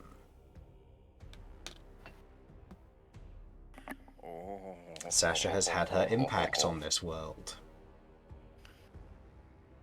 You also see one of the automaton otherwise goes back and brings back what looks to be this almost small cylindrical kind of partially see-through purple ingot, and places it down next to the others before the blacksmith looks over and goes and just kind of nods his head backwards almost at you, Romulus. The spokesperson goes, "That's your cue. If you think you're going to be capable at handling the Hellforge, then by all means," and gestures for the up at the anvil. I need Romulus to do an insight check on himself very quickly. Go for it. You have advantage on this. Romulus needs to know, am I at a level where I will be of assistance here, or will I be a hindrance? So 24. Okay. With Vinny's ability to enhance ability, you believe you have a fair shot at this. Without it, this is going to be a tough slog. Right. What kind of ability am I needing here? This would be Smith's tools with strength. Mm-hmm. However, the DC is 24. Smith tools, strength. Okay, it's doable. Okay. I also, of course, have access to the Totem of Emboldenment, which means I have an additional 3 hours. Yes, that's right. Okay. So, and Vinny, if there's anything you would like to do to contribute to this, you are welcome to do so. Well, I'm happy to cast Enhance ability. I don't know how useful Bardic Inspiration is going to be over a long-term piece of work, but I'm more than happy to. Okay. More than happy to stand by in a few ways I can offer. Ooh, how about this? You are, because with the Totem of Emboldenment, I can cover strength. Why don't you cover dexterity? Because I feel like at a certain point that's going to play a part. If I fuck something up, I'm going to need the dexterity to prevent it, basically. For the most part, strength is what you're going to be doing. You're going to be taking the role of a striker. Okay. So, and the individual is going to be working with Dex for this. Okay. So you won't have to worry about Dex at all. That'll be something they do. It just means because you're using separate stats, they've got their end of this covered. Okay. In that case, yeah, I can cover my own stuff. Maybe it's just if you see something going real bad, maybe you call out a bit of inspiration to help me. Mhm. Yeah. That feels like a solid Yeah. option. I Yep. can. I mean, I can provide both verbal inspiration and also Actual like inspiration. I'm here. I've got a scimitar. I can kind of give you a sense of what I'm looking for. Okay. If that Yeah. sort of demonstrate with my fighting style, if that helps get you in the right mindset for what you're going for. That could be good. That could be very good. I think Romulus is going to respond in Dwarven. I can manage this. The smith nods back to you, and otherwise gets ready and begins to drop the red metal in, which with your natural 20 you recognize as Crimstein, a very rare metal that is not as potent as adamantine, but in terms of where it stands, it is near on par. For reference, Crimstein is a tier 5 metal, adamantine is a tier 6. So this, and a lot cheaper in comparison, I'm sure. to a certain extent, it's still rare, but it's not as rare. Its properties are slightly different. It's more malleable. But they are going to still use adamantine for this. They're going to edge the blade with adamantine. Oh, fucking Which, you know, Vinny, means that there's an improved crit range on the way. Oh, exciting. So,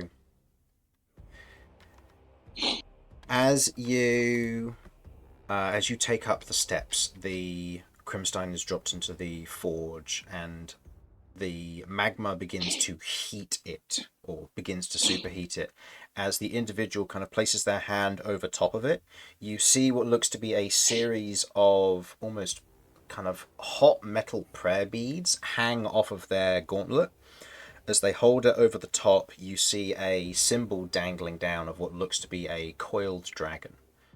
As they hold it over the top before they pull it back in that moment, and you watch as they tip the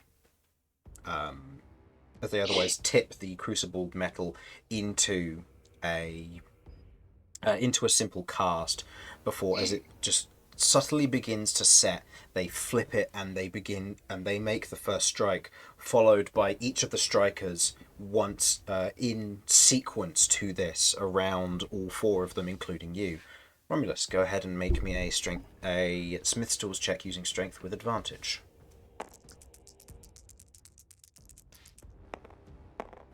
That is a natural 20. Natural 20. As you keep perfect rhythm with the Sentinels, as each of them strikes in turn, you, despite currently holding a adamantine cased hammer for this forging process, you manage to keep your heart in check with just what you're doing.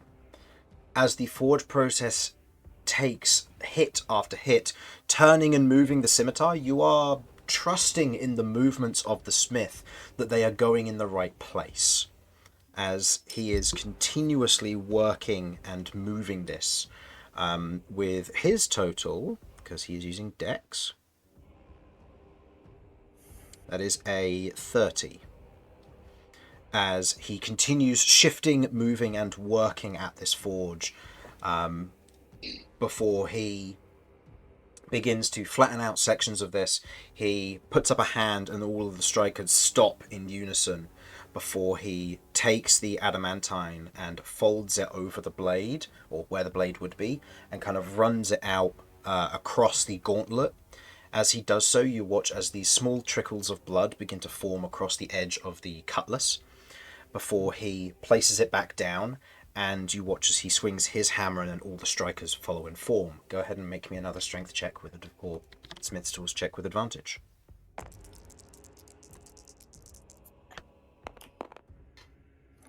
That is a 26. 26.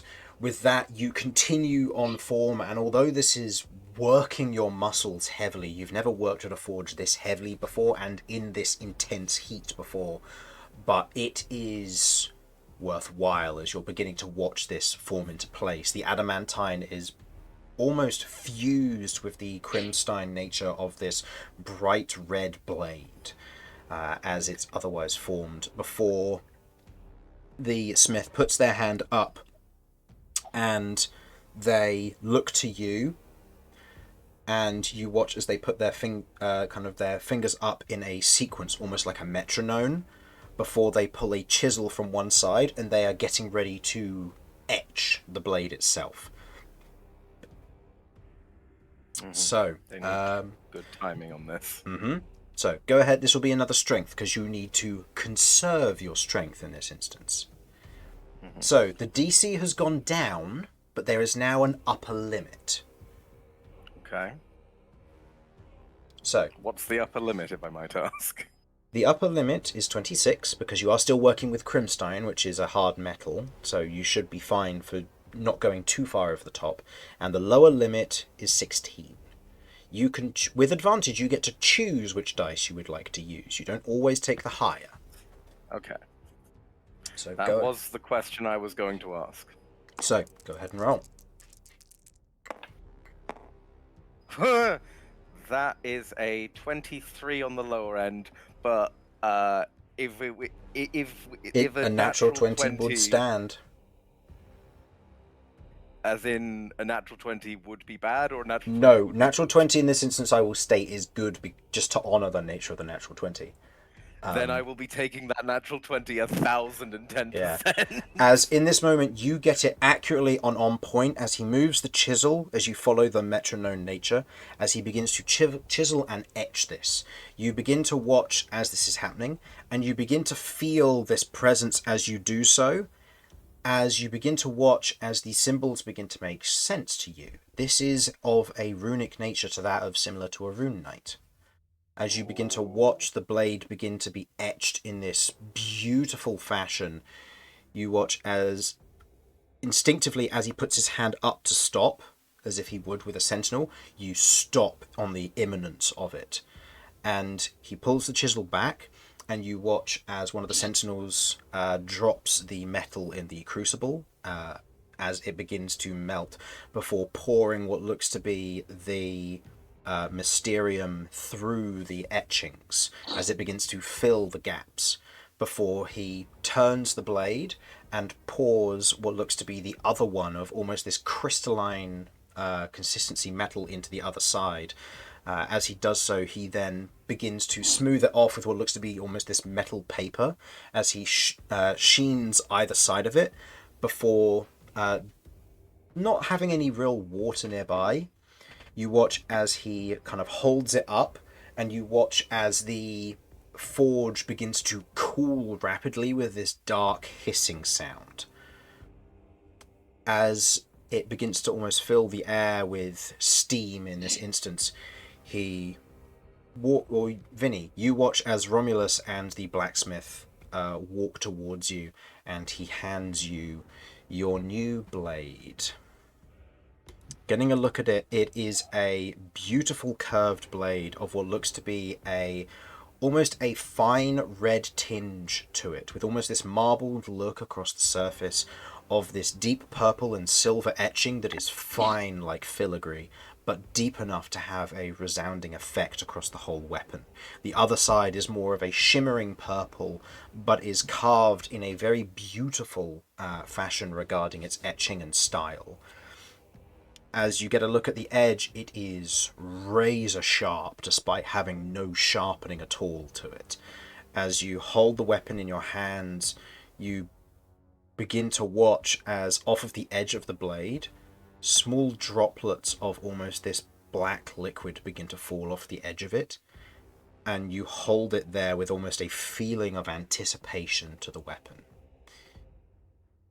I'm going to send you the description of what you have just received. Okay. I think, given the context, Vinny is resisting the urge to do a few practice swings. Just yet. Okay. Out of a sort of respect for the kind of aura of this place. Okay. You can choose to read it out if you wish.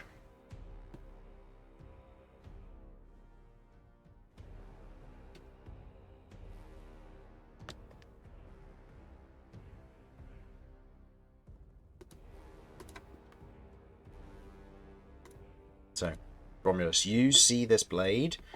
This is the finest thing you've ever made. And with the hands of a master craftsman here in this moment, the master craftsman looks to you and just nods as Vinny holds this weapon in reverence of what it is. And he otherwise kind of places a hand on your shoulder. Due to the fact that he does actually have respect for what you've done here, I'm going to say, do you have inspiration currently? I do not currently have inspiration. He is going to grant you a point of inspiration using a divine intervention. Holy shit. That's a choice. That's a lot. Okay, damn. I think there's like a mostly silent moment of like eyes meet, there's a nod. Because I think there's a mutual respect there of like this was incredible craftsmanship, and I genuinely don't believe I'd have been able to manage the dexterity side of it in the same way. Maybe someday, but not today. And in doing so, I think Romulus, but I think that at the same time, Romulus is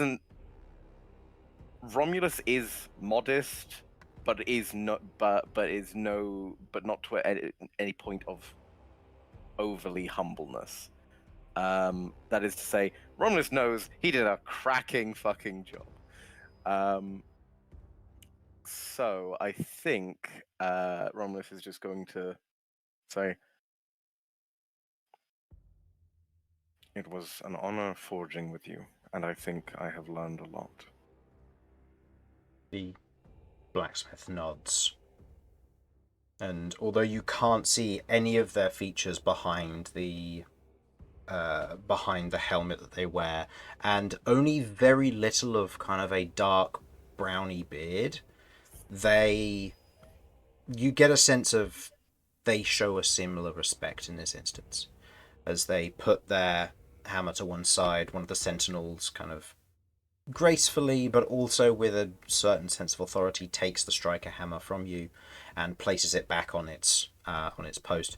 Before the sentinels stand guard once again, the smith nods and the representative goes, "Glad to see that went well. I hope you enjoyed. You'll probably never get to come back here again. Not out of spite, just... You can probably tell why this place is a guarded secret."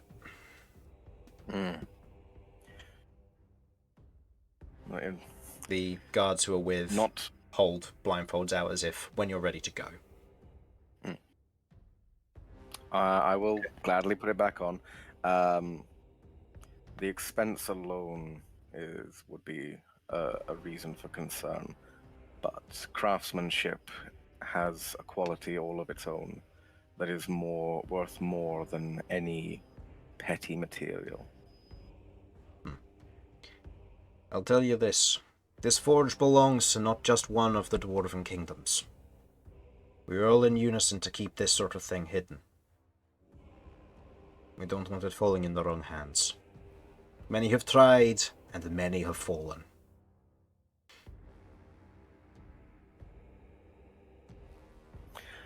I'm just going to...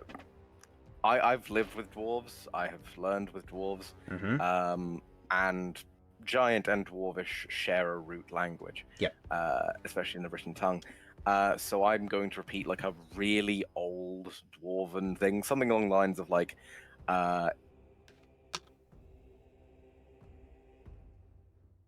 the old stone bedrock is stone you can trust. It will not break or falter, and something like that. And it essentially just means I know enough about your culture to know the shit, and also be like, hey, I ain't no narc. I ain't gonna snitch. With that, as the teleportations, or as the blindfolds are put on, teleportation circle is drawn once again, Yes. and you are taken away. Were you going to say Just something? before this, Yep. I'm going to, as that conversation was happening, Vinny was spending the whole time just contemplating this new blade. But as we're getting ready to go, I will sheathe it and then turn to them and just say, "Thank you. This is. I can already tell it's incredible. I'll do you proud, and I'll make sure to be worthy of it." The representative nods. Thank you. Put good use to it. We know you've got a lot ahead of you.